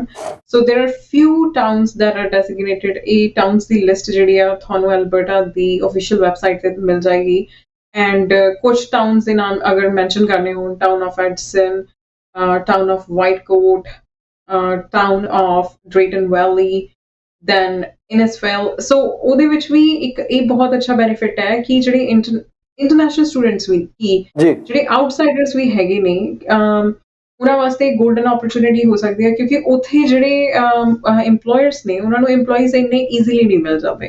ਸੋ ਜਿਵੇਂ ਹੁਣ ਤੁਸੀਂ ਦੇਖੋ ਅਗਰ ਉਹੀ ਜੌਬ ਤੁਸੀਂ GTA ਲੱਭਣੀ ਹੋਵੇ ਤੁਹਾਡੇ ਵਾਸਤੇ ਸ਼ਾਇਦ ਟਫ ਹੋ ਸਕਦੀ ਆ ਪਰ ਉੱਥੇ ਹੀ ਤੁਹਾਨੂੰ ਜੌਬ ਲੈਣ ਦਾ ਹੀ ਬੈਨੀਫਿਟ ਰਹੇਗਾ। ਅਗਰ 1 ਸਾਲ ਜੌਬ ਕਰਨ ਤੋਂ ਬਾਅਦ ਤੁਹਾਡਾ ਇੰਪਲੋਇਰ ਤੁਹਾਨੂੰ ਇੰਡੋਰਸਮੈਂਟ ਪ੍ਰੋਵਾਈਡ ਕਰ ਦਿੰਦਾ, ਕਮਿਊਨਿਟੀ ਸਪੋਰਟ ਲੈਟਰ ਪ੍ਰੋਵਾਈਡ ਕਰ ਦਿੰਦਾ, then basically you can apply for your nomination Alberta the ਜਿਹੜੀ Alberta Advantage Immigration Program ਦੇ under you will be directly nominated ਔਰ ਉਹ nomination ਤੋਂ ਬਾਅਦ ਤੁਹਾਡੀ direct permanent residency ਹੋ ਜਾਏਗੀ ਜਿਹੜਾ ਕਿ unlikely express entry ਦਾ score given ਜਿਹੜਾ score ਹੈ Alberta express entry ਦੇ ਵਿੱਚ that is like super high comparatively this is a very easy way to gain experience and get your permanent residency और language और band score भी बहुत lenient हैगा ਜਿਹੜੀ tier 0 1 2 3 category है ਉਹਦੇ band score ਦੀ requirement सिर्फ Canadian language benchmark 4 in each of the language skill meaning reading writing listening and speaking ਦੇ ਵਿੱਚ 4 ਤੁਹਾਡਾ score like CLB 4 will work but ਉਹੀ ਅਗਰ ਤੁਸੀਂ my bad मैं ਤੁਹਾਨੂੰ ਉਲਟਾ ਕਹਿ ਗਈ ਆ so tier 0 1 2 3 ਜਿਹੜੀ ਆ ਕਿ that is considered as high skill ਉਹਦੇ ਵਿੱਚ CLB 5 in each language skill tier 4 and 5 ਦੇ ਵਿੱਚ CLB 4 in each language skill so it is very easy program ਜਿਹੜੀ 4 and 5 band requirement ਆ I think it's very easy very lenient ਔਰ 1 ਸਾਲ ਦਾ ਤੁਹਾਨੂੰ ਸਿਰਫ ਇੱਕ work experience ਚਾਹੀਦਾ ਹੈ ਇਸ particular category ਦੇ ਵਿੱਚ ਆਪਣੀ application ਲਗਾਉਣ ਵਾਸਤੇ। ਮੈਂ ਫਿਰ ਵੀ ਕਹੂੰਗਾ ਜੀ ਜਿਹਨੂੰ ਡਿਟੇਲ 'ਚ ਜਾਣਕਾਰੀ ਚਾਹੀਦੀ ਹੈ ਇਹਨਾਂ ਨੂੰ ਕਾਲ ਕਰ ਲੈਣ ਗੁਰਲੀਨ ਜੀ ਨੂੰ 647 465 8894 ਤੇ 6474658894 ਜੇ ਫੋਨ ਨਾ ਚੱਕਣ ਤੇ ਇਹਨਾਂ ਨੂੰ ਮੈਸੇਜ ਜ਼ਰੂਰ ਛੱਡ ਦਿਓ। ਅੱਜ ਕੱਲ੍ਹ ਟੈਕਸਟ ਮੈਸੇਜ ਦਾ ਬੜਾ ਸੌਖਾ ਜਿਹਾ ਕੰਮ ਹੋ ਗਿਆ 4-5 ਮੈਸੇजेस ਤਾਂ ਹੁਣ ਵਿੱਚ ਆ ਚੁੱਕੇ ਨੇ ਆਪਣੀ during this broadcast as well so don't worry I always make sure ਕਿ ਮੈਨੂੰ ਜੋ ਵੀ ਕਾਲਸ ਆਈਆਂ ਨੇ ਮੈਂ ਰਿਵਰਟ ਕਰਦੀ ਹਾਂ whenever I get a chance Fantastic, that is awesome. ਸੋ ਇਹ ਸਾਨੂੰ ਦੱਸਦਾ ਕਿ ਸਾਡਾ ਪ੍ਰੋਗਰਾਮ ਵਾਕਈ ਜਿਹੜਾ ਪਪੂਲਰ ਹੋ ਰਿਹਾ ਤੇ ਪਾਵਰਫੁਲ ਹੋ ਰਿਹਾ ਤੇ ਤੁਸੀਂ ਜਿਹੜੇ ਇੱਕ ਬੜੇ ਵਧੀਆ ਸਪੀਕਰ ਹੋ ਆਪਣੇ ਬਿਜ਼ਨਸ ਬਾਰੇ ਬਹੁਤ ਜ਼ਿਆਦਾ ਜਾਣਕਾਰੀ ਤੁਹਾਨੂੰ। ਮੈਨੂੰ ਇੱਕ ਦੱਸੋ ਕਿ ਜਿਹੜਾ ਅੱਜ ਕੱਲ੍ਹ ਰੌਲਾ ਪਿਆ ਕਿ ਐਵਰੀਬੋਡੀ ਇਜ਼ ਵੈਲਕਮ ਕੋਈ ਕਹਿ ਰਿਹਾ ਕਿ ਜੀ ਕੋਈ ਪਾਇਲਟ ਨਹੀਂ ਕੋਈ ਪਤਾ ਨਹੀਂ ਕੋਈ ਸੌਰੀ ਮੈਨੂੰ ਅੱਖਰ ਮੈਨੂੰ ਹੈ ਨਹੀਂ ਪਰ ਪਿੱਛੇ ਜੇ ਲਗਾਤਾਰ ਸੁਣ ਰਹੇ ਕਿ ਜਿਹੜੇ ਬੰਦਿਆਂ ਨੂੰ US ਨੇ ਕਹਿੰਦੇ ਰਿਫਿਊਜੀ ਸਟੇਟਸ ਨਹੀਂ ਦਿੱਤਾ ਅਸੀਂ ਦਿਆਂਗੇ ਉਹਨਾਂ ਨੂੰ ਸਟੇਟਸ ਇਜ਼ ਦੈਟ ਟਰੂ ਔਰ ਇਹ ਇੱਦਾਂ ਦੀਆਂ ਪੁਰਾਣੀਆਂ ਖਬਰਾਂ ਮੁੜ ਕੇ ਘੁੰਮੀ ਜਾਂਦੀਆਂ ਸਪੈਕੂਲੇਸ਼ਨਸ ਹੀ ਹੈਗੀਆਂ। ਹਾਂਜੀ ਦੇਖੋ ਸਪੈਕੂਲੇਸ਼ਨ ਤਾਂ ਨਹੀਂ I would say because ਜੇ ਹੁਣ ਤੁਸੀਂ ਕਰੰਟ ਇਮੀਗ੍ਰੇਸ਼ਨ ਦੇ ਟਾਰਗੇਟਸ ਦੇਖੋ they are way too high. Secondly you know ਹੁਣ recently I was looking into IRCC's updates you won't believe ਹੁਣ ਜਿਹੜੇ you know there are 900 Afghans who are recently brought to the country as permanent residents probably as refugees so ਇਸੇ ਤਰ੍ਹਾਂ ਮਤਲਬ ਅਲੱਗ-ਅਲੱਗ ethnicities ਨੂੰ they are given an opportunity just like Ukraine ਤੋਂ directly ਤੁਸੀਂ ਆਪਣਾ work permit ਲੈ ਸਕਦੇ ਹੋ because it's a war torn country at the moment and Canada is supporting Ukraine so ਇਸੇ ਤਰ੍ਹਾਂ ਅਲੱਗ-ਅਲੱਗ programs ਹੈਗੇ ਨੇ ਅਲੱਗ-ਅਲੱਗ countries ਦੇ ਨਾਲ ਜੋ ਵੀ Canadian government the you know policy ਹੈਗੀ ਉਹਦੇ ਹਿਸਾਬ ਦੇ ਨਾਲ you know ਉੱਥੋਂ ਦੇ national ਉੱਥੋਂ ਦੇ ਜਿਹੜੇ ਵਸਨੀਕ ਨੇ localers ਨੇ ਉਹਨਾਂ ਨੂੰ ਉਸੇ ਹਿਸਾਬ ਨਾਲ ਇੱਕ privilege ਹੈਗਾ just like Afghans, Syrians and Ukrainians as well ਹਾਂਜੀ definitely ਹੁਣ ਜਿਹੜੀ ਤੁਸੀਂ ਗੱਲ ਕਹੀ versus US right ਤੇ US ਦੇ ਵਿੱਚ ਇਹ ਹੈਗਾ ਕਿ US is very tough with the immigration policies ਕਈ ਵਾਰੀ 10 ਸਾਲ ਤੁਹਾਡੇ ਐਜ਼ ਐਨ H1B ਹੋਲਡਰ ਹੀ ਨਿਕਲ ਜਾਂਦੇ ਨੇ you are not being issued green card So ਇਹ ਸਾਰੇ points ਨੂੰ ਦੇਖਦਿਆਂ ਹੋਇਆਂ anybody can figure it out in no time ਕਿ ਵੀ in Canada the immigration policy strict ਹੈ ਜਾਂ US ਦੀ। ਔਰ ਦੂਸਰੀ ਗੱਲ ਜਿਵੇਂ ਆਪਾਂ ਸ਼ਾਇਦ ਮੇਰੇ ਖਿਆਲ ਪਿਛਲੇ 6 ਮਹੀਨੇ ਪਹਿਲਾਂ ਅਸੀਂ ਇੱਕ ਪੋਡਕਾਸਟ ਦੇ ਵਿੱਚ ਤੁਹਾਡੀ ਔਰ ਮੇਰੀ ਡਿਸਕਸ਼ਨ ਵੀ ਹੋਈ ਸੀ ਰਿਗਾਰਡਿੰਗ ਰੌਕਸਮ ਬਾਰਡਰ, ਜਿੱਥੋਂ US officials they are actually sending like ਉਹਨਾਂ ਦੇ ਉੱਥੋਂ ਦੇ local mayors and everybody and their local officials, they are trying to send people to Roxham border क्योंकि Roxham border is an illegal port of entry and ਜਿਹਦਾ ਕਰਕੇ ਉਹਨਾਂ ਨੂੰ ਇੱਕ third safe country agreement ਦਾ waiver ਮਿਲ ਜਾਂਦਾ ਹੈ and they are able to directly file their refugee claim at the port of entry। ਸੋ ਅਗਰ ਦੇਖੋ ਹਰੇਕ ਜਿਹੜਾ ਲਾਅ ਬਣਦਾ ਉਹਦਾ ਸ਼ਾਇਦ ਕਿਤੇ ਨਾ ਕਿਤੇ ਕੋਈ ਲੂਪ ਵੀ ਹੁੰਦਾ, ਜਿੱਦਾਂ ਸੇਫ ਥਰਡ ਕੰਟਰੀ ਐਗਰੀਮੈਂਟ ਦੇ ਹਿਸਾਬ ਨਾਲ ਅਗਰ ਕੋਈ ਰਿਫਿਊਜੀ ਕਲੇਮੈਂਟ US ਦੇ ਵਿੱਚ ਪਹਿਲਾਂ ਆਇਆ ਹੈ ਤੇ ਉਹ they can only seek asylum in US। But ਅਗਰ ਤੁਸੀਂ ਉਹਦੇ ਵਿੱਚ ਗਿਵਨ ਇੱਕ ਕੰਡੀਸ਼ਨ ਆ ਕਿ ਅਗਰ ਪੋਰਟ ਆਫ ਐਂਟਰੀ ਤੋਂ ਤੁਸੀਂ ਅੰਦਰ ਆਉਣ ਦੀ ਕੋਸ਼ਿਸ਼ ਕਰਦੇ ਹੋ। ਪੋਰਟ ਆਫ ਐਂਟਰੀ ਦਾ ਮਤਲਬ ਤਾਂ ਇਹ ਹੋ ਗਿਆ ਜਿਹੜੇ ਅਫੀਸ਼ੀਅਲ ਬਾਰਡਰਸ ਨੇ, ਜਸਟ ਲਾਈਕ ਨਾਇਗਰਾ ਹੋ ਗਿਆ, ਰੇਨਬੋ ਬ੍ਰਿਜ ਬਾਰੇ ਵੀ I wanted to specify something but later। So ਕਹਿਣ ਦਾ ਮਤਲਬ ਇਹ ਹੈਗਾ ਕਿ ਉਹਦਾ indirectly or directly they're just dumping people in Canada। It was back in news like ਮੇਰੇ ਖਿਆਲ few months ago। ਉਹਦਾ ਉਹ ਰੌਲਾ ਜਿਹੜਾ ਹੈ ਉਹ ਕਾਫੀ ਹੱਦ ਤੱਕ ਜਿਹੜਾ ਹੈਗਾ it's being tackled। ਦੂਸਰੀ ਗੱਲ ਜਿਹੜੀ ਰੇਨਬੋ ਬ੍ਰਿਜ ਆ I'm not too sure but there was an explosion। ਮੈਂ ਦੇਖ ਰਹੀ ਸੀ CTV news the my bad CNN news the footage ਉਹਨਾਂ ਨੇ ਜਿਹੜੀ ਆ they have done it ਮਤਲਬ ਕਿ ਉਹਨਾਂ ਨੇ it's been shown ਤੇ ਉਹਦੇ ਵਿੱਚ ਕੀ ਸੀਗਾ ਕਿ basically there was a husband and wife who were driving from Canada to States Meghalaya, if I'm not wrong, sorry I did not look into the insights, but ਕਿਉਂਕਿ there was an explosion ਜਿਹੜੀ ਉਹ ਕਾਰ ਸੀ I think the driver was over speeding and ਉਹਦੇ ਕਾਰਨ ਕੀ ਹੋਇਆ ਕਿ ਉਹ ਕਾਰ ਨੂੰ ਅੱਗ ਲੱਗ ਗਈ ਜਦੋਂ ਬਾਰਡਰ ਤੇ ਪਹੁੰਚੇ like by the time they were at the port of entry like ਉੱਥੇ ਪਹੁੰਚੇ ਕਿਉਂਕਿ they were not able to control the speed ਤੇ ਮੇਰੇ ਖਿਆਲ ਉਸ ਟਾਈਮ ਤੇ ਉਹ ਕਾਰ ਦੇ ਵਿੱਚ ਐਕਸਪਲੋਜਨ ਹੋਇਆ ਜਿਹਦਾ ਕਰਕੇ ਪੀਸ ਬ੍ਰਿਜ ਜਿਹੜਾ ਹੈ ਪਿਛਲੇ if I'm not wrong 24 hours ਤੋਂ ਬੰਦ ਹੈਗਾ ਜੀ। ਉਹ ਖੁੱਲ ਗਿਆ ਜੀ ਬਾਰਡਰ, ਉਹਦੀ ਲੇਟੈਸਟ ਆ ਗਈ ਹੈ ਜੀ, ਦੇ ਓਪਨ ਇਟ ਅਪ ਤੇ everything is good। ਉਹ ਕਿਉਂਕਿ ਕਹਿੰਦੇ I did check the news updates like ਮੇਰੇ ਖਿਆਲ ਨਾਲ ਇਹ ਲਾਸਟ ਅਪਡੇਟ ਮੈਂ ਜਿਹੜੀ ਚੈੱਕ ਕੀਤੀ ਹੋਵੇਗੀ a few hours ago। That's a good news if it's open। I did something did cross my eyes ਕਿ ਜਿਹੜਾ ਰੇਨਬੋ ਬ੍ਰਿਜ ਹੈਗਾ ਉਹ ਓਪਨ ਹੋ ਗਿਆ ਜੀ। ਉਹ ਓਪਨ ਹੋਇਆ ਕੋਈ ਮਤਲਬ ਉਹਦੀ ਨਿਊਜ਼ ਮੇਰੇ ਸਾਹਮਣੇ ਹੈ ਜੀ। It says rainbow bridge reopens, so everything is good ਜੀ, ਆਲ ਫਾਈਨ। ਠੀਕ ਹੈ ਰਾਈਟ। ਤੇ ਮੈਨੂੰ ਕਈ ਵਾਰੀ ਲੱਗਦਾ ਕਿ ਸਰਕਾਰ ਦੀ ਜਿਹੜੀ ਹਰ ਇੱਕ ਪੋਸਟ ਤੁਸੀਂ ਤਾਂ ਨਹੀਂ ਕਮੈਂਟ ਕਰ ਸਕਦੇ, ਮੈਂ ਤਾਂ ਕਰ ਸਕਦਾ ਨਾ ਜੀ ਐਜ਼ ਐਨ ਐਂਕਰ ਕਿ ਇਹ ਨਾ ਬੜੀ ਡਬਲ ਫੇਸਡ ਹੈਗੀ ਆ। ਇੱਥੇ ਤਾਂ ਕਈਆਂ ਨੂੰ ਇਹ ਗੋਡੇ ਰਗੜਾ ਦਿੰਦੀ ਹੈ ਵੀਜ਼ਾ ਦੇਣ ਵਾਸਤੇ ਤੇ ਕਿੱਥੇ ਇਹ ਕਈਆਂ ਦੇ ਤਰਲੇ ਲੈਂਦੀ ਹੈ ਕਿ ਭਈ ਸਾਡੇ ਦੇਸ਼ 'ਚ ਆ ਜਾਓ। ਉਹ ਇੱਕ ਵਿਚਾਰਾ ਬੰਦਾ ਇਜਿਪਟ 'ਚ ਕਹਿੰਦੇ ਉਹਨੇ ਪਤਾ ਨਹੀਂ ਭੇਜਦਾ ਕਿ ਨਹੀਂ ਭੇਜਿਆ, ਡੈਥ ਸੈਂਟੈਂਸ ਉਹਦੇ ਤੇ ਹੈਗੀ ਆ। ਇਜਿਪਟ 'ਚ ਕਹਿੰਦੇ ਉਹ ਜਾਨ ਤੋਂ ਗੁਰੇਜ਼ ਕਰਦਾ, ਉਹਨੂੰ ਇਹ ਕਹਿੰਦੇ ਨਹੀਂ ਤੂੰ ਜਾ ਵਾਪਸ ਜਾ ਕੇ ਫਾਂਸੀ ਗਲੇ ਲਾਲਾ ਆਪਣੇ ਤੇ ਲਟਕ ਜਾ। ਉਹਦੀ ਇਹਨਾਂ ਨੇ ਵੀਜ਼ਾ ਕੈਂਸਲ ਰਿਫਿਊਜ਼ ਕਰ ਦਿੱਤਾ। ਜਦ ਕਿ ਉਹਦੀ ਜਨਾਨੀ ਇੱਥੇ ਰਹਿੰਦੀ ਆ, ਉਹਦੇ ਬੱਚੇ ਪਤਾ ਨਹੀਂ ਇੱਥੇ ਰਹਿੰਦੇ ਆ and he is so distraught over this.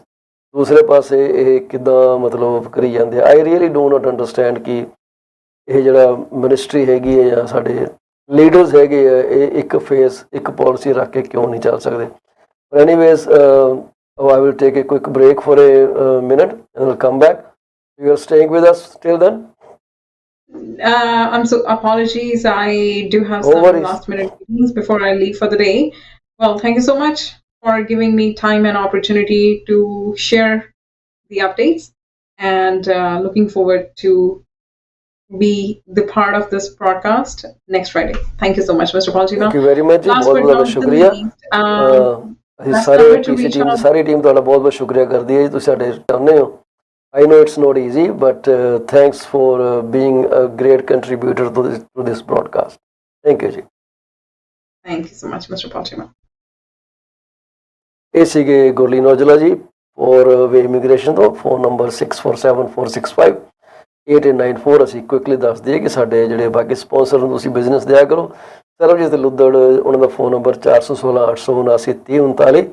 Amritpal ਸੁਰਾ, British Columbia, Abbotsford ਸ਼ਹਿਰ, ਉੱਥੋਂ ਰੀਮੈਕਸ ਦੇ ਰੀਅਲਟਰ ਨੇ 7789991531। ਅਕਬਰ ਵਾਰੀ ਸਾਹਿਬ ਕੈਨੇਡੀਅਨ ਟਰੱਕਿੰਗ ਸੇਫਟੀ ਦੇ ਨਾਲ ਸੰਬੰਧ ਰੱਖਦੇ ਆ 4163719849। ਪੌਲ ਚੀਮਾ ਆਪ ਜੀ ਦੀ ਸੇਵਾ 'ਚ ਹਾਜ਼ਰ ਹੈ ਜੀ। ਜੇ ਤੁਸੀਂ ਬਾਏ ਸੈਲ ਇਨਵੈਸਟ ਕਰਨੀ ਹੈ, ਮਲਟੀ ਰੈਜ਼ੀਡੈਂਸ਼ੀਅਲ ਪ੍ਰੋਪਰਟੀਜ਼ ਬਾਏ ਕਰਨੀ ਹੈ, you can always talk to me. ਅਸੀਂ ਤੁਹਾਨੂੰ ਪੂਰਾ ਐਨਾਲਿਸਿਸ ਕਰਕੇ ਉਹਦੇ ਬਾਰੇ ਜਿਹੜੇ ਉਹਦੇ ਪੋਜ਼ੀਟਿਵ ਤੇ ਨੈਗੇਟਿਵ ਤੁਹਾਡੇ ਨਾਲ ਅਸੀਂ ਡਿਸਕਸ ਕਰਾਂਗੇ ਤੇ ਤੁਹਾਨੂੰ ਇੱਕ ਸਹੀ ਫੈਸਲਾ ਲੈਣ ਦੇ ਵਿੱਚ ਤੁਹਾਡੀ ਮਦਦ ਕਰਾਂਗੇ। 6473332273 6474240358। ਅਸੀਂ ਇੱਕ ਛੋਟੀ ਜਿਹੀ ਬ੍ਰੇਕ ਲੈ ਕੇ ਉਹਨੇ ਵਾਪਸ ਆਉਣਾ, ਜਾਇਓ ਨਾ ਕਿਤੇ।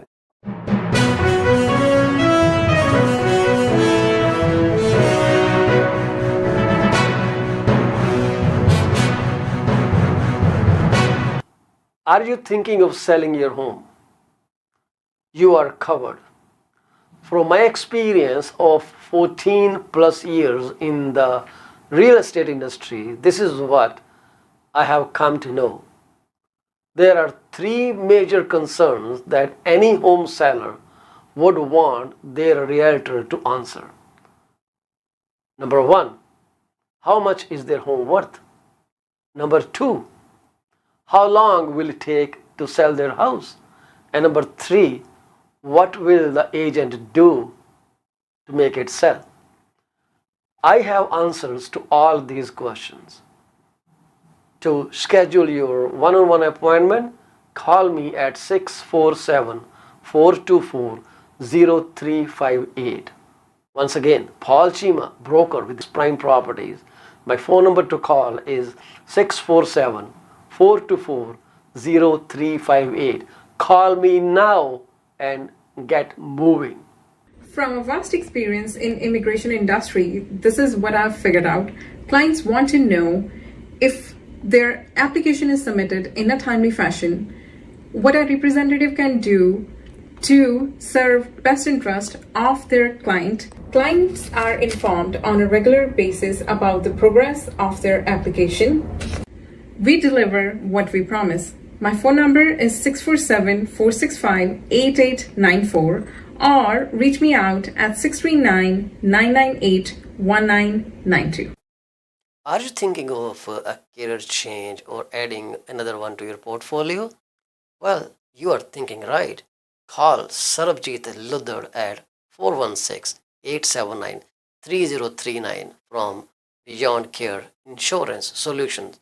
She also deals in life, long-term, travel, critical illness, disability insurance. Give her a call today at 416-879-3039. This is what we can tell you. She will always give you the right advice and help you find out if being an insurance advisor is your piece of cake. Are you looking for a reliable legal office that can handle your closing in the most effective manner? If yes, please get in touch with Rakesh Joshi at 416-213-8600.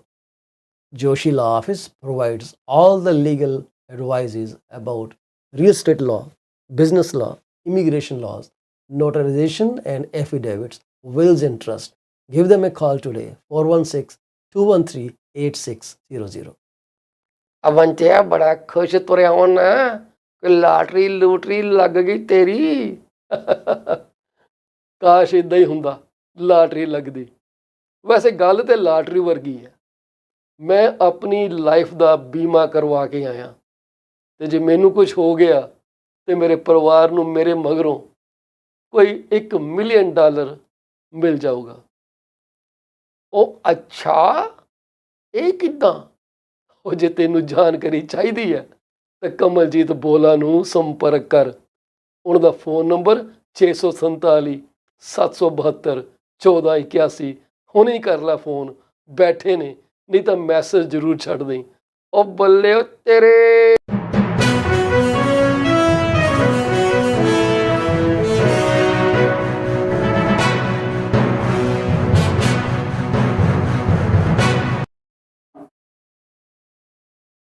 24 R TV ਦੇ ਅਗਲੇ segment ਤੁਹਾਡਾ ਬਹੁਤ ਬਹੁਤ ਸਵਾਗਤ ਹੈ ਜੀ। ਸਾਡੇ ਨਾਲ ਹੁਣੇ ਗੁਰਲੀਨ ਔਜਲਾ ਜੀ ਇਮੀਗ੍ਰੇਸ਼ਨ ਦੇ ਬਾਰੇ ਰਾਏ ਦੇ ਕੇ ਗਏ ਆਪਣੀ, ਕੁਝ ਉਹਨਾਂ ਨੇ ਗੱਲਾਂ ਸ਼ੇਅਰ ਕੀਤੀਆਂ। ਮੈਨੂੰ ਉਮੀਦ ਹੈ ਕਿ ਤੁਸੀਂ ਉਹ ਸੁਣੀਆਂ ਹੋਣਗੀਆਂ। ਤੁਸੀਂ ਇਸ ਵੀਡੀਓ ਨੂੰ ਰਿਵਾਈਂਡ ਕਰਕੇ ਵੀ ਦੇਖ ਸਕਦੇ ਹੋ। ਇਹ YouTube ਚੈਨਲ ਦੇ ਉੱਤੇ ਪਈ ਹੈ ਜੀ, ਉੱਥੇ ਜਾ ਕੇ ਤੁਸੀਂ ਇਹਨੂੰ ਚੈੱਕ ਕਰ ਸਕਦੇ ਹੋ।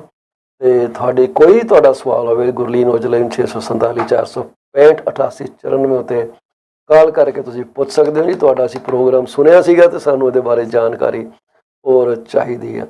ਅਸੀਂ ਤੁਹਾਡੇ ਨਾਲ ਕੱਲ ਕੁਝ ਨੰਬਰ ਸ਼ੇਅਰ ਕੀਤੇ ਸੀਗੇ ਕਿ ਅਕਤੂਬਰ ਦੇ ਵਿੱਚ 2021 ਦੇ ਵਿੱਚ ਤੇ ਹੁਣ ਦੇ ਵਿੱਚ ਕਿੰਨਾ ਫਰਕ ਪਿਆ। ਤੇ ਮਿਸਿਸਾਗਾ ਦੇ ਵਿੱਚ ਤੁਹਾਡੇ ਨਾਲ ਅਸੀਂ ਗੱਲ ਕੀਤੀ ਸੀ ਕਿ ਜਿਹੜਾ 2023 ਅਕਤੂਬਰ ਦੇ ਵਿੱਚ ਡੀਟੀਐਸ ਦਾ ਜਿਹੜਾ ਰੇਟ ਆ $1,564,286 ਗਿਆ, ਜਦੋਂ ਕਿ sales to new listing ratio ਸਿਰਫ 37.9% ਗਈਆਂ। 2021 ਦੇ ਵਿੱਚ ਇਹ ਰੇਸ਼ੋ ਜਿਹੜੀਆਂ 83.2% ਦੇ ਉੱਤੇ ਗਈਆਂ ਸੀ, 83.2%।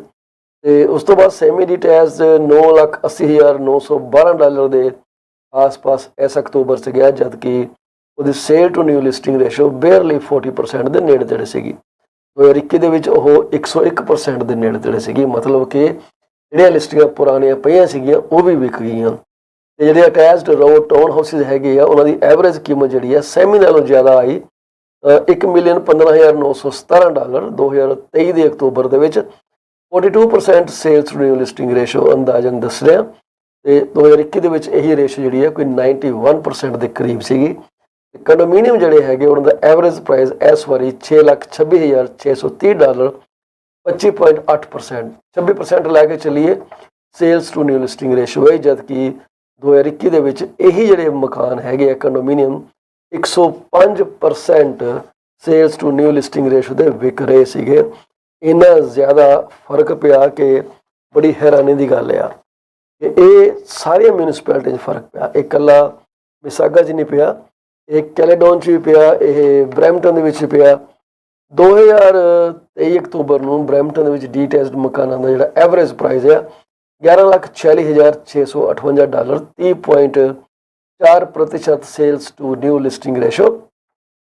Semi detached $9,16,339, 43.9% sales to new listing ratio. Town house ਜਿਹੜੇ ਹੈਗੇ ਆ 8,50,000 ਦੇ ਨੇੜੇ ਤੇੜੇ ਐਵਰੇਜ ਕੀਤੇ ਆ, 32.6% sales to new listing ratio. ਮਤਲਬ ਹੈ ਕਿ 100 ਦੇ ਵਿੱਚੋਂ 32 ਮਕਾਨ ਜਾਂ 33 ਮਕਾਨ ਵਿਕੇ ਆ। ਕੰਡੋਮੀਨੀਅਮ ਅਪਾਰਟਮੈਂਟ ਜਿਹੜੇ ਆ ਉਹਨਾਂ ਦਾ sales to new listing ratio ਕੋਈ 17.3% ਦਰਜ ਕੀਤਾ ਗਿਆ। ਐਵਰੇਜ ਕੀਮਤ 5,19,000 ਦੀ ਅੰਕਿਤ ਕੀਤੀ ਗਈ। ਡੀਟੈਚ ਦੀ ਅਕਤੂਬਰ ਦੇ ਐਂਡ ਤੱਕ ਜਿਹੜੀ ਸਪਲਾਈ ਸੀਗੀ ਉਹ 4.4 ਮਹੀਨਿਆਂ ਦੀ ਅਵੇਲੇਬਲ ਸੀਗੀ ਜੀ। ਸੈਮੀ ਦੀ 2.7 ਮਹੀਨੇ ਦੀ ਅਵੇਲੇਬਲ ਆ। ਟਾਊਨ ਹੋਮ ਦੀ 4.2% ਅਵੇਲੇਬਲ ਆ। ਤੇ ਕੰਡੋਮੀਨੀਅਮ ਅਪਾਰਟਮੈਂਟ ਦੀ ਬਰੈਂਪਟਨ ਦੇ ਵਿੱਚ 9.4 ਮਹੀਨੇ ਦੀ ਸਪਲਾਈ ਅਵੇਲੇਬਲ ਆ। ਮਿਸਿਸਾਗਾ ਦੇ ਵਿੱਚ ਡੀਟੈਚਡ ਹੋਮਾਂ ਦੀ ਸਪਲਾਈ 3.6 ਮਹੀਨੇ ਦੀ ਇਸ ਵਕਤ ਅਕਤੂਬਰ ਦੇ ਐਂਡ ਤੱਕ ਸੀਗੀ। ਸੈਮੀ ਦੀ ਸਪਲਾਈ ਅਕਤੂਬਰ ਦੇ ਐਂਡ ਤੱਕ ਸੀਗੀ 3.1%।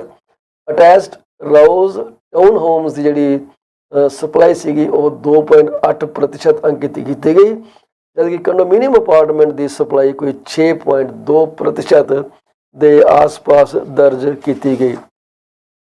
ਕੈਲੇਡੋਨ ਦੇ ਵਿੱਚ ਜਿਹੜੀ ਡੀਟੈਚ ਦੀ ਸਪਲਾਈ ਅਕਤੂਬਰ ਦੇ ਅੰਤ ਦੇ ਵਿੱਚ 7.2 ਮਹੀਨੇ ਦੀ ਦੱਸੀ ਗਈ ਹੈ। ਸੈਮੀ ਦੀ ਸਪਲਾਈ 6 ਮਹੀਨੇ ਦੱਸੀ ਗਈ ਹੈ। ਅਟੈਚਡ ਰਾਊਜ਼ ਟਾਊਨ ਹਾਊਸ ਦੀ ਸਪਲਾਈ 9.3 ਮਹੀਨੇ ਦੀ ਦੱਸੀ ਗਈ ਹੈ। ਤੇ ਕੰਡੋਮੀਨੀਅਮ ਅਪਾਰਟਮੈਂਟ ਦੀ ਸਪਲਾਈ ਸਿਰਫ ਅੱਧੇ ਮਹੀਨੇ ਦੀ ਦੱਸੀ ਗਈ ਹੈ, ਕਿਉਂਕਿ 2 ਲਿਸਟਿੰਗਾਂ ਸੀਗੀਆਂ, ਪੂਰੇ ਦੀਆਂ ਪੂਰੀਆਂ ਵਿਕ ਗਈਆਂ, ਹੁਣ ਕੋਈ ਉੱਥੇ ਹੈ ਨਹੀਂਗਾ। ਸੋ ਕੈਲੇਡਨ ਦੇ ਵਿੱਚ ਐਵਰੇਜ ਪ੍ਰਾਈਸ ਡੀਟੈਚ ਦਾ $15,12,274 ਅਕਤੂਬਰ 'ਚ ਗਿਆ ਜੀ। ਸੈਮੀ ਦਾ 9,20,000 ਗਿਆ। ਅਟੈਚਡ ਰਾਊਜ਼ ਟਾਊਨ ਹਾਊਸ ਦਾ 9,34,750 ਗਿਆ। ਕੰਡੋਮੀਨੀਅਮ ਜਿਹੜੇ ਆ ਉਹ 7,32,000 ਦੇ ਆਸ-ਪਾਸ ਵਿਕੇ ਆ। ਸੋ ਇਹ ਬੜੀ ਹੀ ਮਤਲਬ ਹੈਰਾਨਕੁਨ ਜਿਹੜੀ ਆ ਉਹ ਖਬਰ ਆ। ਉਸ ਤੋਂ ਇਲਾਵਾ ਅਸੀਂ ਕੁਝ ਡੇਟਾ ਕੰਪਾਈਲ ਕੀਤਾ ਸੀਗਾ ਕਿ as on from January to end of ਅਕਤੂਬਰ ਕਿੰਨੇ ਮਕਾਨ ਵਿਕੇ ਆ ਬਰੈਂਪਟਨ ਦੇ ਵਿੱਚ, ਮਿਸੀਸਾਗਾ ਦੇ ਵਿੱਚ ਤੇ ਕੈਲੇਡੋਨ ਦੇ ਵਿੱਚ। ਬਰੈਂਪਟਨ ਦੇ ਵਿੱਚ ਵਿਕੇ 2446 ਮਕਾਨ, 1825 ਵਿਕੇ ਮਿਸੀਸਾਗਾ ਦੇ ਵਿੱਚ, 1448 ਵਿਕੇ ਹੈ ਕੈਲੇਡੋਨ ਦੇ ਵਿੱਚ। ਮਿਸੀਸਾਗਾ ਦੇ ਵਿੱਚ 2021 ਦੇ ਵਿੱਚ ਵਿਕੇ ਸੀਗੇ 7907। ਕਿੱਥੇ 7907 ਤੇ ਕਿੱਥੇ 1825। ਸੈਮੀ 865, ਬਰੈਂਪਟਨ 'ਚ 634, ਮਿਸੀਸਾਗਾ 'ਚ 2021 'ਚ ਵਿਕੇ ਸੀ 3009।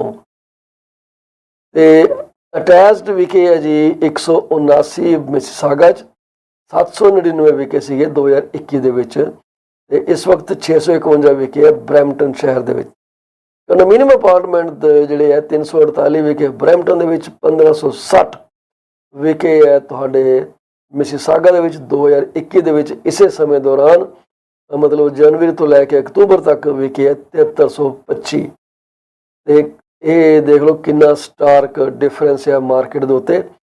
ਕੈਲੇਡੋਨ ਦੇ ਵਿੱਚ ਹੁਣ ਤੱਕ ਮਤਲਬ ਕਹਿਣ ਦਾ ਮਤਲਬ ਅਕਤੂਬਰ ਐਂਡ ਤੱਕ 1448 ਮਕਾਨ ਵਿਕੇ ਆ, ਸੈਮੀ 134 ਵਿਕੇ ਆ, ਅਟੈਚਡ ਰੋਜ਼ ਟਾਊਨ ਹਾਊਸਿਸ 219 ਵਿਕੇ ਆ, ਤੇ ਕੰਡੋਮੀਨੀਅਮ ਅਪਾਰਟਮੈਂਟ ਸਿਰਫ ਤੇ ਸਿਰਫ 12 ਵਿਕੇ ਆ ਜੀ। ਇਹ ਕੈਲੇਡੋਨ ਦੀ ਰਿਪੋਰਟ ਹੈ ਐਜ਼ ਔਨ ਅਕਤੂਬਰ 2023। ਤੋ ਤੁਹਾਡਾ ਕੋਈ ਸਪੈਸੀਫਿਕ ਕੁਐਸਚਨ ਹੋਵੇ ਮੈਨੂੰ ਕਾਲ ਕਰ ਲਿਓ 647 333 2273। ਸਾਨੂੰ ਬੜੀ ਖੁਸ਼ੀ ਹੁੰਦੀ ਹੈ ਜਦੋਂ ਸਾਨੂੰ ਕੋਈ ਬੰਦਾ ਸਵਾਲ ਪੁੱਛਦਾ। ਸਾਡੇ ਜਿਹੜੇ ਸਪੋਰਟਰਸ ਹੈਗੇ ਆ ਜੀ, ਗੁਰਲੀਨ ਔਜਲਾ ਜਾਂ ਸਰਬਜੀਤ ਜਾਂ ਅੰਮ੍ਰਿਤ ਸਾਹਿਬ ਜਾਂ ਆਪਣੇ ਵਾਰਿਸ ਸਾਹਿਬ, ਇਹਨਾਂ ਨੂੰ ਤੁਸੀਂ ਕਾਲ ਜ਼ਰੂਰ ਕਰ ਲਿਆ ਕਰੋ। ਇਹ ਤੁਹਾਨੂੰ ਬਹੁਤ ਹੀ ਜ਼ਿਆਦਾ ਮਦਦਗਾਰ ਸਿੱਧ ਹੋਣਗੇ। ਇਸ ਵਕਤ ਜੇ ਅਸੀਂ ਮੋਟਾ ਹਿਸਾਬ ਲਾ ਕੇ ਤੁਹਾਨੂੰ ਦੱਸੀਏ ਇਹ ਹੈ ਕਿ ਅੱਜ ਦੇ ਦਿਨ ਦੇ ਵਿੱਚ 1055 ਨਵੇਂ ਮਕਾਨ ਲਿਸਟ ਹੋਏ ਆ ਜੀ, ਜਿਹੜੇ ਕਿ ਟੋਰਾਂਟੋ ਰੀਜਨਲ ਰਜਿਸਟਰਡ ਬੋਰਡ ਦੀ ਜੁਰਿਸਡਿਕਸ਼ਨ ਅੰਡਰ ਲਿਸਟ ਹੋਏ ਆ 1055। ਉਹਨਾਂ ਵਿੱਚੋਂ 342 ਮਕਾਨਾਂ ਦੇ ਕੀਮਤਾਂ ਥੱਲੇ ਡਿੱਗੀਆਂ, 58 ਸੂਰਮੇ ਇਹੋ ਜਿਹੇ ਨੇ ਜਿਨ੍ਹਾਂ ਨੇ ਮਕਾਨਾਂ ਦੀ ਕੀਮਤਾਂ ਉੱਪਰ ਚੱਕੀਆਂ, 147 ਮਕਾਨ ਸ਼ਰਤਾਂ ਅਧੀਨ ਵਿਕ ਗਏ ਆ ਜੀ, ਜਾਂ ਫਾਈਨੈਂਸ ਆ ਜਾਂ ਇੰਸਪੈਕਸ਼ਨ ਆ ਜਾਂ ਦੋਨੇ ਨੇ, ਤੇ ਕੁਛ ਵਿਕੇ ਆ ਮਕਾਨ ਜਿੱਥੇ ਕਿ ਕੰਡੀਸ਼ਨ ਲੱਗੀ ਹੈ ਕਿ ਜੇ ਮੇਰਾ ਮਕਾਨ ਵਿਕੂਗਾ ਤਾਂ ਮੈਂ ਇਹਨੂੰ ਕਲੋਜ਼ ਕਰੂੰਗਾ। ਇਹੋ ਜਿਹੇ ਮਕਾਨ 13 ਨੇ ਜੀ, ਪਰ ਉਹਨਾਂ ਉੱਤੇ ਐਸਕੇਪ ਕਲੌਜ਼ ਲਗਾਈ ਗਈ ਹੈ। ਮਤਲਬ ਇਹ ਹੈ ਕਿ ਜੇ ਸੈਲਰ ਦੇ ਕੋਲ ਇੱਕ ਕੰਪੈਰੇਟਿਵ ਆਫਰ ਆ ਜਾਏ ਤੇ ਉਹ ਕੰਪੈਰੇਟਿਵ ਆਫਰ ਇਹ ਕਹੇ ਕਿ ਜੇ ਮੈਂ ਹੁਣੇ ਕਲੋਜ਼ ਕਰਨ ਨੂੰ ਤਿਆਰ ਹਾਂ, ਤੇ ਜਿਹੜਾ ਪਹਿਲਾ ਬਾਇਰ ਆ ਉਹਨੂੰ ਜਾਂ ਤਾਂ ਪਿੱਛੇ ਹਟਣਾ ਪਊਗਾ ਜਾਂ ਉਹਨੂੰ ਆਪਣੀ ਕੰਡੀਸ਼ਨ ਜਿਹੜੀ ਆ ਉਹ ਖਤਮ ਕਰਨੀ ਪਊਗੀ ਤੇ ਕਲੋਜ਼ਿੰਗ ਕਰਾਉਣੀ ਪਊਗੀ। 29 ਮਕਾਨ ਜਿਹੜੇ ਆ ਕੰਡੀਸ਼ਨਲੀ ਲੀਜ਼ ਹੋ ਗਏ ਆ ਜੀ, ਤੇ ਐਸਕੇਪ ਕਲੌਜ਼ ਨਾਲ ਲੀਜ਼ ਕੋਈ ਖੈਰ ਨਹੀਂ ਹੋਇਆ। 334 ਮਕਾਨ ਵਿਕੇ ਆ, 1005 ਨਵੇਂ ਆਏ ਆ, 334 ਮਕਾਨ ਵਿਕ ਗਏ ਆ ਜੀ ਹੁਣ ਤੱਕ। 270 ਮਕਾਨ ਜਿਹੜੇ ਆ ਕਿਰਾਏ ਤੇ ਚੜੇ ਆ। ਦੇਖ ਲਓ ਕਿੰਨਾ ਵੱਡਾ ਨੰਬਰ ਹੋ ਗਿਆ। 84 ਲਿਸਟਿੰਗਾਂ ਨੂੰ ਸਸਪੈਂਡ ਕਰ ਦਿੱਤਾ ਗਿਆ, ਜਿੱਥੇ ਕਿ ਤੁਸੀਂ ਅੰਦਰ ਜਾ ਨਹੀਂ ਸਕਦੇ ਤੇ ਹੋਰ ਕੋਈ ਬ੍ਰੋਕਰੇਜ ਉਹਨੂੰ ਲਿਸਟ ਨਹੀਂ ਕਰ ਸਕਦੇ। ਮਤਲਬ ਸੈਲਰ ਦੇ ਕੋਲ ਆਪਸ਼ਨ ਹੀ ਨਹੀਂ ਗਾ ਕਿਧਰੇ ਲਿਸਟ ਕਰ ਸਕੇ। ਤੇ 87 ਹੀ ਮਕਾਨ ਜਿਹੜੇ ਆ ਉਹ ਇਸ ਵਕਤ ਨਹੀਂ ਵਿਕ ਸਕੇ ਕਿਸੇ ਕਾਰਨ ਕਰਕੇ, ਜਾਂ ਤਾਂ ਪ੍ਰਾਈਸ ਨਹੀਂ ਰੀਜ਼ਨੇਬਲ, ਜਾਂ ਲੋਕਾਂ ਨੂੰ ਪ੍ਰਾਪਰਟੀ ਦੀ ਕੰਡੀਸ਼ਨ ਪਸੰਦ ਨਹੀਂ ਗਈ, ਤੇ ਜਾਂ ਕੁਝ ਹੋਰ ਕੋਈ ਕਹਿ ਲਓ ਕਿ ਕਿਸੇ ਪਾਰਟੀ ਦੇ ਐਕਟ ਕਰਨ ਦੇ ਉੱਤੇ ਕੋਈ ਕਮੀ ਪੇਸ਼ੀ ਹੈਗੀ ਆ। ਇਹ ਮਾਰਕੀਟ ਜਿਹੜੀ ਆ ਐਕਚੁਅਲੀ ਇਹ ਬੜੀ ਰੀਅਲਿਸਟਿਕ ਮਾਰਕੀਟ ਆ। ਉਸ ਤੋਂ ਮੇਰਾ ਮਤਲਬ ਇਹ ਹੈ ਕਿ ਇਸ ਵਕਤ ਉਹੀ ਪ੍ਰੋਫੈਸ਼ਨਲ ਸਹੀ ਡਿਲੀਵਰੀ ਤੁਹਾਨੂੰ ਦੇ ਸਕਦੇ ਆ ਜਿਹੜੇ ਕਿ ਇਸ ਮਾਰਕੀਟ ਦੇ ਵਿੱਚ ਮਿਹਨਤ ਕਰਦੇ ਆ। ਇਹ ਮਾਰਕੀਟ ਜਿਹੜੀ ਆ ਇੱਕ ਫੋਰ ਸੇਲ ਦਾ ਸਾਈਨ ਲਗਾ ਕੇ ਮਕਾਨ ਵੇਚਣ ਵਾਲੀ ਨਹੀਂ ਗੀ। ਇੱਥੇ ਤੇ ਦਰ ਜਾ ਕੇ ਲੋਕਾਂ ਨੂੰ ਕਹਿ ਕੇ ਕਿ ਜੀ ਮੇਰਾ ਮਕਾਨ ਅਵੇਲੇਬਲ ਆ, ਆਓ ਆਓ ਆਓ, ਆਈਡੈਂਟੀਫਾਈ ਕਰਨਾ ਕਿ ਤੁਹਾਡੇ ਮਕਾਨ ਦਾ ਗਾਹਕ ਕਿੱਥੇ ਹੈ। ਹੁਣ ਅਸੀਂ ਦੇਖਦੇ ਹਾਂ ਕਿ ਕਈ ਪ੍ਰੋਫੈਸ਼ਨਲ ਜਦੋਂ ਕਿ ਮਕਾਨ ਲਿਸਟ ਕਰਦੇ ਆ ਤੇ ਆਂਢ ਗੁਆਂਢ ਦੇ ਜਿਹੜੀ ਸੜਕ ਹੈਗੀ ਆ ਉੱਤੇ ਸਾਰਿਆਂ ਦੇ ਫਲਾਇਰ ਵੰਡਦੇ ਫਿਰਦੇ ਆ ਜੀ, just sold, just sold, just listed, just listed. ਹੁਣ ਮੈਨੂੰ ਤੁਸੀਂ ਇਹ ਦੱਸੋ ਕਿ ਭਲੇ ਲੋਕੋ, ਜਦ ਉੱਥੇ ਐਡਾ ਵੱਡਾ ਫੱਟਾ ਲੱਗਾ ਕਿ ਫੋਰ ਸੇਲ ਦਾ, ਤੇ ਕੀ ਉਸ ਗਲੀ ਵਾਲੇ ਬੰਦਿਆਂ ਨੂੰ ਦੀਂਦਾ ਨਹੀਂਗਾ ਕਿ ਮਕਾਨ ਸੇਲ ਤੇ ਲੱਗਾ? ਉਹਨਾਂ ਨੂੰ ਕਹਿਣ ਦਾ ਕੀ ਫਾਇਦਾ ਜਿੱਥੇ ਮਕਾਨ ਹੀ ਸਾਰੇ ਇੱਕੋ ਜਿਹੇ ਹੈਗੇ ਆ। ਮਕਾਨ ਤੇ ਉੱਥੇ ਜਾ ਕੇ ਮਾਰਕੀਟ ਕਰੀ ਨਾ ਜਿੱਥੇ ਉਹਦੀ ਡਿਮਾਂਡ ਆ। ਠੀਕ ਹੈ ਨਾ ਜੀ। ਹੁਣ ਤੁਸੀਂ ਨਾਰਦਰਨ ਹੈਮਿਸਫੀਅਰ 'ਚ ਜਾ ਕੇ ਤੇ ਬਰਫ਼ ਨਹੀਂ ਨਾ ਵੇਚੋਗੇ, ਉੱਥੇ ਬਰਫ਼ ਵੈਸੇ ਹੀ ਬੜੀ ਵਾਧੂ ਪਈ ਹੈ, ਉੱਥੇ ਫਰਿੱਜ ਵੀ ਨਹੀਂ ਇੰਨੇ ਵਿਕਦੇ ਕਿਉਂਕਿ ਵੈਸੇ ਹੀ ਠੰਡਾ ਬੜਾ। ਫਰਿੱਜ ਵਿਕਦੇ ਜਿੱਥੇ ਗਰਮੀ ਪੈਂਦੀ ਹੈ। ਜਿੱਥੇ ਲੋਕਾਂ ਨੂੰ ਭੁੱਖ ਆ ਉੱਪਰਲੇ ਮਕਾਨ 'ਚ ਜਾਣ ਦੀ ਜਾਂ ਹੇਠਲੇ ਮਕਾਨ ਜਾਣ ਦੀ, ਉੱਥੇ ਹੀ ਤੁਸੀਂ ਚੀਜ਼ਾਂ ਸੈੱਲ ਕਰ ਸਕਦੇ ਹੋ, ਨਾ ਕਿ ਸੇਮ ਟਾਈਪ ਦੇ ਮਕਾਨ ਨੂੰ। ਇਹਦਾ ਫੜ ਮਾਰਨ ਵਾਲੀ ਗੱਲ ਹੋ ਗਈ। ਤੁਹਾਡੇ ਇਲਾਕੇ 'ਚ ਮਕਾਨ ਲਿਸਟ ਕਰ ਲਿਆ, ਮੈਂ ਬੜੀ ਤੋਪ ਹਾਂ। ਭਲੇ ਲੋਕੋ, ਜੇ ਮਕਾਨ 2200 ਸਕੁਅਰ ਫੁੱਟ ਦਾ ਹੈ ਤਾਂ ਮੈਂ ਤੁਹਾਨੂੰ ਸਲਾਹ ਦਊਂਗਾ ਕਿ ਉੱਥੇ ਮਾਰਕੀਟ ਕਰੋ ਜਿੱਥੇ ਮਕਾਨ 1500 ਸਕੁਅਰ ਫੁੱਟ ਦੇ ਹੈ। ਜੇ ਤੁਹਾਡਾ ਮਕਾਨ 1500 ਸਕੁਅਰ ਫੁੱਟ ਦਾ ਤਾਂ ਜਾ ਕੇ ਕੰਡੋਮੀਨੀਅਮ 'ਚ ਜਾ ਕੇ ਰੌਲਾ ਪਾਓ ਜਿੱਥੇ ਕਿ ਮਕਾਨ ਅਪਾਰਟਮੈਂਟ ਛੋਟੇ ਆ, ਜਿੱਥੋਂ ਲੋਕਾਂ ਨੂੰ ਲੱਗਦਾ ਕਿ ਯਾਰ ਥੋੜ੍ਹਾ ਹਿੱਸਾ ਜ਼ਮੀਨ ਦਾ ਸਾਨੂੰ ਵੀ ਮਿਲ ਜਾਣਾ ਚਾਹੀਦਾ। ਜਿੱਥੇ ਕੰਡੋਮੀਨੀਅਮ ਹੈਗੇ ਆ ਉੱਥੇ ਤੁਸੀਂ ਦੇਖੋ ਕਿ ਇਹ ਕੰਡੋਮੀਨੀਅਮ ਜਿਹੜੇ ਆ ਇਹਦੀ ਜਿਹੜੀ ਡਿਮਾਂਡ ਆ ਉਹ ਕਿੱਥੇ ਆ ਸਕਦੀ ਹੈ। This is where a professional realtor ਜਿਹਨੇ ਕਿ 24 ਘੰਟੇ ਰਿਸਰਚ ਕਰਦੇ ਆ, ਉਹ ਕਿੱਥੇ ਜਾ ਕੇ ਤੁਹਾਡੀ ਮਕਾਨ ਦੀ ਪ੍ਰਮੋਸ਼ਨ ਕਰਦੇ ਆ। ਅਖਬਾਰਾਂ 'ਚ ਕੰਮ ਨਹੀਂ ਹੁੰਦਾ। ਓਪਨ ਹਾਊਸ ਦੀ ਪ੍ਰੋਗਰੈਸ ਉਹ ਜਿਹੜੀ ਆਊਟਪੁੱਟ ਹੈ ਉਹ ਤਕਰੀਬਨ ਨਿਲ ਵਰਗੀ ਆ। ਅੱਜ ਕੱਲ੍ਹ ਮਕਾਨ ਜਿਹੜੇ ਆ ਉਹ ਬਹਿ ਕੇ ਨਹੀਂ ਵਿਕਦੇ। Passive marketing does not work. ਤੁਸੀਂ ਆਪਣੇ ਏਜੰਟ ਨੂੰ ਕਹਿੰਦੇ ਹੋ ਜੀ ਤੂੰ ਹੁਣ ਓਪਨ ਹਾਊਸ ਲਾ, ਉਹ ਵਿਚਾਰਾ ਕਹਿੰਦਾ ਠੀਕ ਹੈ ਜੀ ਓਪਨ ਹਾਊਸ ਮੈਂ ਜਦੋਂ ਤੱਕ ਵਿਕਦਾ ਨਹੀਂ ਮੈਂ ਲਾਈ ਜਾਊਂਗਾ। ਹੁਣ ਓਪਨ ਹਾਊਸ ਦਿਨੋਂ ਦਿਨ ਲੱਗੀ ਜਾਂਦੇ ਆ। ਉਹ ਯਾਰ ਲੋਕਾਂ ਨੂੰ ਪਹਿਲਾਂ ਹੀ ਪਤਾ ਕਿ ਸਬਜ਼ੀ ਬਾਸੀ ਹੋ ਗਈ ਆ। ਇਹਦੇ ਲਈ ਚੰਗਾ ਨਹੀਂ ਗਾ ਕਿ ਓਪਨ ਹਾਊਸ ਦੇ ਨਾਲੋਂ ਤੁਸੀਂ ਉਸ ਏਜੰਟ ਨੂੰ ਕਹੋ ਯਾਰ ਤੂੰ ਐਂ ਕਰ ਇੱਥੋਂ ਉੱਠ ਤੇ ਬਾਹਰ ਜਾ ਕੇ ਗਾਹਕ ਲੱਭ ਕੇ ਲੈ ਕੇ ਆ। ਤੁਸੀਂ ਜਦੋਂ ਲੋਕਾਂ ਨਾਲ ਗੱਲ ਕਰਦੇ ਹੋ ਨਾ ਕਿਸੇ ਨਾਲ ਜਾ ਕੇ, ਯਕੀਨ ਮੰਨਿਓ ਸਾਨੂੰ ਉਹਦੇ ਬੜੇ ਚੰਗੇ ਨਤੀਜੇ ਮਿਲਦੇ ਆ। ਪਰ ਪ੍ਰੋਬਲਮ ਇਹ ਹੈ ਕਿ ਅਸੀਂ ਟਾਈ ਸੂਟ ਲਾ ਕੇ ਵੱਡੀਆਂ ਕਾਰਾਂ ਚਲਾ ਕੇ ਅਸੀਂ ਕਹਿੰਦੇ ਹਾਂ ਜੀ ਮੇਰੇ ਕੋਲ ਲਿਸਟਿੰਗ ਹੈਗੀ ਆ, ਇਸ ਕਰਕੇ ਮੈਂ ਤਾਂ ਨਹੀਂ ਜਾਣਾ ਬਾਹਰ, ਹੁਣ ਬਾਕੀ ਮੇਰੇ ਕੋਲ ਭੱਜੇ ਆਉਣਗੇ। ਸੋ ਇਸ ਲਈ ਆਈਡੈਂਟੀਫਾਈ ਕਰਨਾ ਬੜਾ ਜ਼ਰੂਰੀ ਹੈ ਕਿ ਤੁਹਾਡੇ ਵਾਸਤੇ ਰਾਈਟ ਟਾਰਗੇਟ ਆਡੀਅੰਸ ਕਿਹੜੀ ਹੈ। ਜੇ ਤੁਸੀਂ ਰਾਈਟ ਟਾਰਗੇਟ ਆਡੀਅੰਸ ਨਹੀਂ ਲੱਭ ਸਕੇ ਤਾਂ ਮੈਨੂੰ ਨਹੀਂ ਲੱਗਦਾ ਕਿ ਤੁਹਾਨੂੰ ਕੋਈ ਬੈਨੀਫਿਟ ਹੈਗਾ ਕਿਸੇ ਚੀਜ਼ ਨੂੰ ਸੈੱਲ ਬਾਏ ਕਰਨ ਦਾ। ਇਸ ਕਰਕੇ ਰੀਅਲੀ ਇੰਪੋਰਟੈਂਟ ਹੈ ਕਿ ਤੁਸੀਂ ਜਦੋਂ ਮਾਰਕੀਟ 'ਚ ਜਾਂਦੇ ਹੋ ਤਾਂ ਤੁਸੀਂ ਕਿਰਪਾ ਕਰਕੇ ਇਹ ਜ਼ਰੂਰ ਦੇਖਿਆ ਕਰੋ ਕਿ ਭਾਈ ਇਹ ਮਕਾਨ ਦੀ ਕੀਮਤ ਕਿੱਥੇ ਪੈਣੀ ਹੈ। Beauty is in the eyes of beholder. ਉਹ ਬਿਹੋਲਡਰ ਤੁਸੀਂ ਲੱਭਣਾ। ਸੋ ਐਨੀਵੇਜ਼ ਜੀ ਇਹ ਕਿਸਮ ਦਾ ਟਿਪ ਹੀ ਦੇਣਾ ਸੀਗਾ। ਹੁਣ ਗੱਲ ਕਰਦੇ ਹਾਂ ਕਿ ਜਿਹੜੀ ਮੌਰਗੇਜ ਐਕਟੀਵਿਟੀ ਡਾਊਨ ਗਈ ਆ 25% 2022 ਤੋਂ, ਤੇ ਜਿਹੜੇ ਫਿਕਸਡ ਰੇਟ ਆ ਜਿਹਨੂੰ ਪਹਿਲਾਂ ਜਿਸ ਤੇ ਲੋਕੀ ਦਰਵਾਜ਼ਾ ਠਾ ਦੇਣੇ ਮਾਰਦੇ ਸੀਗੇ ਕਿ ਨਹੀਂ ਜੀ ਨਹੀਂ ਮੈਂ ਤਾਂ ਵੇਰੀਏਬਲ ਲੈਣਾ, ਤੇ ਲੋਕੀ ਕਹਿੰਦੇ ਯਾਰ ਵੇਰੀਏਬਲ ਤਾਂ ਬੜਾ ਲਗਜ਼ਰੀ ਰੇਟ ਆ, ਇਹ ਤੈਨੂੰ ਕਿੱਦਾਂ ਮਿਲ ਸਕਦਾ। ਹੁਣ ਮੁੱਦਾ ਇਹ ਹੋ ਗਿਆ ਕਿ ਜੀ ਵੇਰੀਏਬਲ ਰੇਟ ਜਿਹੜਾ ਹੋ ਗਿਆ ਜੀ ਥੱਲੇ, ਫਿਕਸਡ ਰੇਟ ਹੋ ਗਿਆ ਜੀ ਉੱਪਰ। ਆਪਣੇ ਜਿਹੜੇ ਆਪਣੇ ਗਵਰਨਰ ਸਾਹਿਬ ਹੈਗੇ ਆ ਬੈਂਕ ਆਫ ਕੈਨੇਡਾ ਦੇ ਟਿਫ ਮੈਕਲਮ ਸਾਹਿਬ, ਉਹ ਕਹਿੰਦੇ ਆ ਕਿ ਮੈਂ 2012 ਤੇ 2013 ਦੇ ਜ਼ਮਾਨੇ ਦੇ ਵਿੱਚ, ਜਾਂ ਕਹਿੰਦੇ ਮੈਂ 1970 ਦੇ ਵਿੱਚ ਗਰੋ ਅਪ ਹੋਇਆ ਸੀਗਾ, ਤੇ ਉਦੋਂ ਮੈਨੂੰ ਪਤਾ ਕਿ ਇਨਫਲੇਸ਼ਨ ਨੇ ਕਿੱਦਾਂ ਲੋਕਾਂ ਨੂੰ ਬੁਰੀ ਤਰ੍ਹਾਂ ਝੰਜੋੜਿਆ ਸੀਗਾ।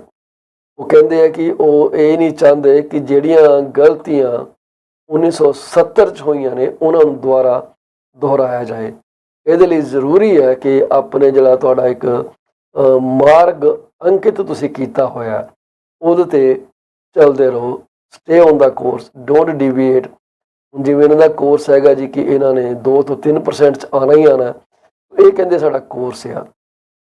1970 ਦੇ ਵਿੱਚ ਕਹਿੰਦੇ ਜੀ ਉਹਨਾਂ ਨੇ ਜਿਹੜੀ ਹਾਈ ਇਨਫਲੇਸ਼ਨ ਜਿਹੜੀ ਸੀਗੀ ਉਹ ਬਹੁਤ ਹੀ ਡੂੰਘੀ ਜਿਹੜੀ ਹੈ ਲੋਕਾਂ ਦੇ ਜ਼ਿੰਦਗੀਆਂ 'ਚ ਬਹਿ ਗਈ ਸੀਗੀ, ਹੱਡਾਂ 'ਚ ਵੜ ਗਈ ਸੀ ਉਹ, ਤੇ ਇਸ ਕਰਕੇ ਉਹ ਜਿਹੇ ਡੇਂਜਰ ਨੂੰ ਕਹਿੰਦੇ ਅਸੀਂ ਅਵੋਇਡ ਕਰਨਾ ਜ਼ਰੂਰੀ ਸਮਝਿਆ। ਇਸੇ ਕਰਕੇ ਇਹ ਸਖਤ ਮੇਜਰ ਅਸੀਂ ਅਪਲਾਈ ਕਰ ਰਹੇ ਹਾਂ। ਹੁਣ ਉਦੋਂ ਕਹਿੰਦੇ ਸੀ ਜਿਹੜਾ ਰੇਟ ਸੀਗਾ 1970 ਦੇ ਦੌਰਾਨ 12.3% ਸੀਗਾ ਜੀ ਬਾਈ 1974, ਤੇ ਫਿਰ ਇਹ 14.8% ਤੇ ਚਲਾ ਗਿਆ 1980 ਦੇ ਵਿੱਚ, 14.8% ਦੇ ਉੱਤੇ 1980 ਦੇ ਵਿੱਚ, ਤੇ ਉਸ ਤੋਂ ਬਾਅਦ 10 ਸਾਲ ਇਨਫਲੇਸ਼ਨ ਐਕਸਪੈਕਟੇਸ਼ਨ ਨੂੰ 10% ਤੇ ਲੈ ਗਿਆ।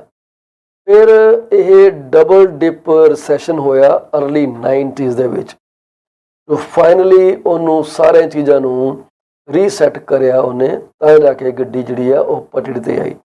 ਹੁਣ ਕਹਿੰਦੇ ਆ ਅਸੀਂ ਉਸ ਚੀਜ਼ ਨੂੰ ਅਵੋਇਡ ਕਰਨਾ ਚਾਹੁੰਦੇ ਹਾਂ। ਤੁਸੀਂ ਕੀ ਸਮਝਦੇ ਹੋ ਕਿ ਇਹ ਸਟੇਟਮੈਂਟ ਚੰਗੀ ਆ? ਜੀ ਮੈਂ ਤਾਂ ਬਿਲਕੁਲ ਕਹੂੰਗਾ ਇਹ ਚੰਗੀ ਹੈ, ਕਿਉਂਕਿ light them do what they have to do, ਕਿਉਂਕਿ ਅਲਟੀਮੇਟਲੀ ਬੈਂਕ ਆਫ ਕੈਨੇਡਾ ਵੀ ਇਹੀ ਚਾਹੁੰਦਾ ਕਿ ਤੁਹਾਡੇ ਪੈਸੇ ਦੀ ਜਿਹੜੀ ਕੀਮਤ ਆ ਉਹ ਡੀ ਵੈਲਿਊ ਨਾ ਹੋਏ, ਜਿਹੜੀ ਹੋ ਗਈ ਸੋ ਹੋ ਗਈ, ਹੁਣ ਉੱਥੋਂ ਚੱਲੀਏ, ਹੁਣ ਆਪਾਂ ਉੱਥੋਂ ਵਧੀਆ ਕਰੀਏ। ਕਹਿੰਦੇ ਆ ਜਦੋਂ ਪੈਂਡੈਮਿਕ ਦੇ ਨਾਲ ਹਾਊਸਿੰਗ ਮਾਰਕੀਟ ਨੂੰ ਅੱਗ ਲੱਗੀ ਸੀਗੀ 2022 ਦੇ ਸ਼ੁਰੂਆਤ ਦੇ ਵਿੱਚ, ਮੌਰਗੇਜ ਜਿਹੜੀ ਆ ਉਹ ਕੋਈ 10.9% ਦੇ ਰੇਟ ਦੇ ਨਾਲ ਬੜੀ ਤੇਜ਼ੀ ਨਾਲ ਵਧੀ ਆ। ਹੁਣ ਕੀ ਹੈ ਜਿਹੜੀ ਨਿਊ ਮਾਰਕੀਟ ਐਕਟੀਵਿਟੀ ਹੈਗੀ ਆ, ਇਹ ਕਹਿੰਦੇ ਆ ਐਨੂਅਲ ਪੇਸ ਆਫ 3.2% ਤੇ ਗਰੋ ਕਰ ਰਹੀ ਹੈ as compare to same time period last year. ਇਸ ਕਰਕੇ ਇਹ ਜਿਹੜਾ ਸਾਲ ਆ 2001 ਤੋਂ ਬਾਅਦ ਬੜਾ ਵੀਕ ਸਾਲ ਚੱਲ ਰਿਹਾ। ਠੀਕ ਹੈ ਜੀ। ਜਿਹੜੇ ਵੋਲਿਊਮਸ ਜਿਹੜੇ ਹੈਗੇ ਆ ਕਹਿੰਦੇ ਜੀ ਪ੍ਰੀ ਕੋਵਿਡ ਦੇ ਨਾਲ ਮਿਲਦੇ ਜੁਲਦੇ ਹੈਗੇ ਆ, ਇਸ ਲਈ ਕਿ ਵੀ ਮਕਾਨਾਂ ਦੀਆਂ ਕੀਮਤਾਂ ਵਧੀਆਂ ਹੋਈਆਂ ਤੇ ਮੌਰਗੇਜ ਅਮਾਊਂਟਸ ਜਿਹੜੇ ਹੈਗੇ ਹਾਈ ਹੈਗੇ ਆ। ਫਿਰ ਉਹ ਕਹਿੰਦੇ ਆ ਕਿ ਜਿਹੜੀਆਂ ਨੰਬਰ ਤੁਹਾਡੇ ਨਾਲ ਡਿਸਕਸ ਕੀਤੇ ਜਾ ਰਹੇ ਆ, ਇਹਦੇ 'ਚ ਔਨਗੋਇੰਗ ਰਾਈਜ਼ ਜਿਹੜਾ ਹੋ ਰਿਹਾ ਉਹ ਇਨਕਲੂਡ ਨਹੀਂ ਕੀਤਾ ਜਾ ਰਿਹਾ। ਕੋਈ ਐਜ ਰਿਐਲਿਟੀ ਤੋਂ ਕਿਸੇ ਨੇ, ਇਹ ਐਨਾਲਿਸਟ ਨੇ ਇਹ ਗੱਲ ਕੀਤੀ ਹੈ ਕਿ ਜਿਹੜੇ static payment variable rate mortgage ਹੈਗੀਆਂ ਨੇ, ਜਿਨ੍ਹਾਂ ਨੂੰ OSFI ਨੇ ਟੇਢੀ ਅੱਖ ਨਾਲ ਦੇਖਿਆ, ਤਿਰਛੀ ਆਂਖ ਡਾਲੀ ਹੈ, ਉਹਨਾਂ ਨੇ ਬਫਰ ਕੀਤਾ ਮਾਰਕੀਟ ਨੂੰ, ਕਿਉਂਕਿ ਉਹਨਾਂ ਦੀ ਜਿਹੜੀ ਰੇਟ, ਉਹਨਾਂ ਦੀ ਕੀਮਤਾਂ ਪੇਮੈਂਟਾਂ ਵਧੀਆ ਨਹੀਂ ਗਈਆਂ, ਇਸ ਕਰਕੇ ਉਹ ਥੋੜ੍ਹਾ ਜਿਹਾ ਕਿਧਰੇ ਉਹਨੂੰ ਕੰਟਰੋਲ ਕਰੀ ਜਾਂਦੇ ਆ। ਪਰ ਜਦੋਂ ਇਹ ਰੀਨਿਊ ਹੋਣੀ ਆ ਉਦੋਂ ਕੀ ਹੋਣਾ? ਫਿਕਸਡ ਰੇਟ ਜਿਹੜੇ ਆ ਉਹ ਫਿਰ ਉੱਪਰ ਨੂੰ ਉਛਾਲ ਮਾਰ ਰਹੇ ਆ। ਇਹ ਲੇਟੈਸਟ ਜਿਹੜੇ ਮੌਰਗੇਜ ਓਰੀਜੀਨੇਸ਼ਨ ਦੇ ਡਾਟਾਜ਼ ਆਏ ਹੋਏ ਆ, ਉਹਨਾਂ ਨੇ ਇਹ ਸਾਫ਼ ਤੌਰ 'ਤੇ ਇਹ ਜ਼ਾਹਰ ਕਰ ਦਿੱਤਾ ਕਿ ਜੀ ਜਿਹੜੇ ਹੁਣ ਆਪਣੀ ਤਕਰੀਬਨ 95% ਦੀਆਂ ਜਿਹੜੀਆਂ ਮੌਰਗੇਜ ਹੈਗੀਆਂ ਨਵੀਆਂ, ਉਹ ਲੋਕੀ ਫਿਕਸ ਰੇਟ ਦੇ ਉੱਤੇ ਹੀ ਜਾ ਰਹੇ ਆ, ਵੇਰੀਏਬਲ 'ਤੇ ਨਹੀਂ ਜਾ ਰਹੇ। ਇਹ ਡਰਾਸਟਿਕ ਟਰਨ ਅਰਾਊਂਡ ਹੈ 2022 ਤੋਂ, ਸ਼ੁਰੂਆਤੀ ਦੌਰ ਤੋਂ, ਜਦੋਂ ਕਿ ਵੇਰੀਏਬਲ ਰੇਟ ਮੌਰਗੇਜ ਜਿਹੜੀ ਆ ਉਹ ਕੋਈ 57% ਦੇ ਆਸ-ਪਾਸ ਸ਼ੇਅਰ ਹੋਲਡ ਕਰਦੇ ਸੀ, 57% ਦੇ ਨੇੜੇ ਤੇੜੇ। ਉਹ ਕਹਿੰਦੇ ਆ ਕਿ ਇਹਦੇ ਨਾਲ ਇਹ ਜਿਹੜਾ ਕੰਮ ਹੈ ਇਹ ਜਲਦੀ ਚੇਂਜ ਨਹੀਂ ਹੋਣ ਵਾਲਾ, ਕਿਉਂਕਿ ਫਿਕਸਡ ਤੇ ਵੇਰੀਏਬਲ ਦੇ ਵਿੱਚ ਬਹੁਤ ਜ਼ਿਆਦਾ ਫਰਕ ਆ। ਇਹ ਸਾਡੇ ਪ੍ਰੋਗਰਾਮ ਦੀ ਅੱਜ ਕੁਝ ਹਾਈਲਾਈਟਾਂ ਸੀਗੀਆਂ। ਹੁਣ ਗੱਲ ਇਹ ਕਿ ਕੀ ਇਹ ਕੋਈ ਕਹਿੰਦੇ ਆ ਸਿਆਣੀ ਗੱਲ ਹੈ ਕਿ ਜੇ ਅਸੀਂ ਵੇਰੀਏਬਲ ਰੇਟ ਮੌਰਗੇਜ ਨੂੰ ਤਰਜੀਹ ਦਈਏ, ਇਹ ਗੱਲ ਠੀਕ ਆ? ਉਹ ਕਹਿੰਦੇ ਆ ਜੀ ਜੇ ਮੈਂ ਅੱਜ ਦੀ ਮਾਰਕੀਟ ਦੇ ਵਿੱਚ ਹੁੰਦਾ, ਮੈਂ 3 ਸਾਲ ਦੀ ਫਿਕਸਡ ਮੌਰਗੇਜ ਲੈਂਦਾ ਤੇ 5 ਸਾਲ ਦਾ ਵੇਰੀਏਬਲ ਰੇਟ ਲੈਂਦਾ। ਠੀਕ ਹੈ ਜੀ। ਇਹ ਪਰਸਨਲ ਚੋਇਸਿਸ ਨੇ ਜੀ ਕਿ ਕਿੱਦਾਂ ਤੁਸੀਂ ਆਪਣੇ ਆਪ ਨੂੰ ਸੈੱਟ ਕਰ ਸਕਦੇ ਹੋ। ਉਹ ਆਗਿਆ ਲੈਣੀ ਚਾਹਾਂਗੇ ਜੀ। ਆਗਿਆ ਲੈਣ ਤੋਂ ਪਹਿਲਾਂ ਅਸੀਂ ਉਹਨਾਂ ਸਾਰੇ ਪਰਿਵਾਰਾਂ ਦੇ ਦੁੱਖ ਦੇ ਵਿੱਚ ਸ਼ਰੀਕ ਹੋਣਾ ਚਾਹਾਂਗੇ ਜਿਨ੍ਹਾਂ ਦੇ ਪਰਿਵਾਰ ਦਾ ਕੋਈ ਜੀ ਜਿਹੜਾ ਇਸ ਵਕਤ ਉਸ ਅਕਾਲ ਪੁਰਖ ਦੇ ਚਰਨੀ ਜਾ ਲੱਗਾ। ਅਸੀਂ ਦੁਆ ਕਰਦੇ ਹਾਂ ਕਿ ਪਰਮਾਤਮਾ ਵਿਛੜੀ ਰੂਹ ਨੂੰ ਸ਼ਾਂਤੀ ਬਖਸ਼ੇ, ਤੁਹਾਨੂੰ ਇਸ ਸਦਮੇ ਤੋਂ ਉੱਭਰਨ ਦਾ ਬਲ ਬਖਸ਼ੇ, ਤੁਹਾਨੂੰ ਆਪਣੀ ਜ਼ਿੰਦਗੀ ਨੂੰ ਅੱਗੇ ਲੈ ਕੇ ਜਾਣ ਨੂੰ ਪ੍ਰੇਰਿਤ ਕਰੇ। ਤੁਸੀਂ ਫੈਸਟਿਵ ਸੀਜ਼ਨ ਹੈ ਜੀ, ਦਾਰੂ ਪੀ ਕੇ ਗੱਡੀ ਨਾ ਚਲਾਇਓ। ਜੇ ਤੁਸੀਂ ਇੱਦਾਂ ਦਾ ਕੰਮ ਕੀਤਾ ਤਾਂ ਇੱਕ ਯਕੀਨ ਰੱਖਿਓ ਕਿ ਤੁਹਾਡੀ ਜ਼ਿੰਦਗੀ ਖਤਰੇ 'ਚ ਹੈ ਹੀ ਹੈ, ਹੋਰਾਂ ਦੀ ਵੀ ਜ਼ਿੰਦਗੀ ਖਤਰੇ 'ਚ ਪੈ ਜਾਣੀ ਹੈ।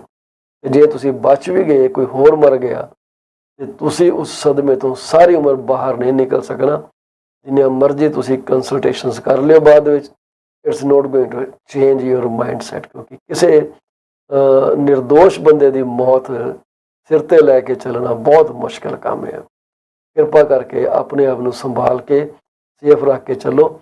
ਲੋਕਾਂ ਬਾਰੇ ਸੋਚੋ, ਆਪਣੇ ਬਾਰੇ ਜੇ ਨਹੀਂ ਸੋਚਣਾ ਤੁਹਾਡੀ ਮਰਜ਼ੀ ਹੈ, ਪਰ ਦੂਸਰਿਆਂ ਬਾਰੇ ਜ਼ਰੂਰ ਸੋਚ ਕੇ ਚੱਲੋ ਕਿ ਭਈ ਕੀ ਹੋ ਰਿਹਾ। ਹੌਲੀਡੇ ਸੀਜ਼ਨ ਹੈ, ਹੈਪੀ ਹੌਲੀਡੇਜ਼ ਤੁਸੀਂ ਆਪਣੇ ਸੱਜਣਾਂ ਨੂੰ ਜ਼ਰੂਰ ਕਹਿੰਦੇ ਰਿਹਾ ਕਰੋ, ਕਿਉਂਕਿ ਇਹੀ ਇੱਕ ਤੋਹਫਾ ਹੈ ਜਿਹੜਾ ਕਿ ਇੱਕ ਮਨੁੱਖ ਦੂਜੇ ਮਨੁੱਖ ਨੂੰ ਬਗੈਰ ਪੈਸੇ ਖਰਚੇ ਦੇ ਸਕਦਾ।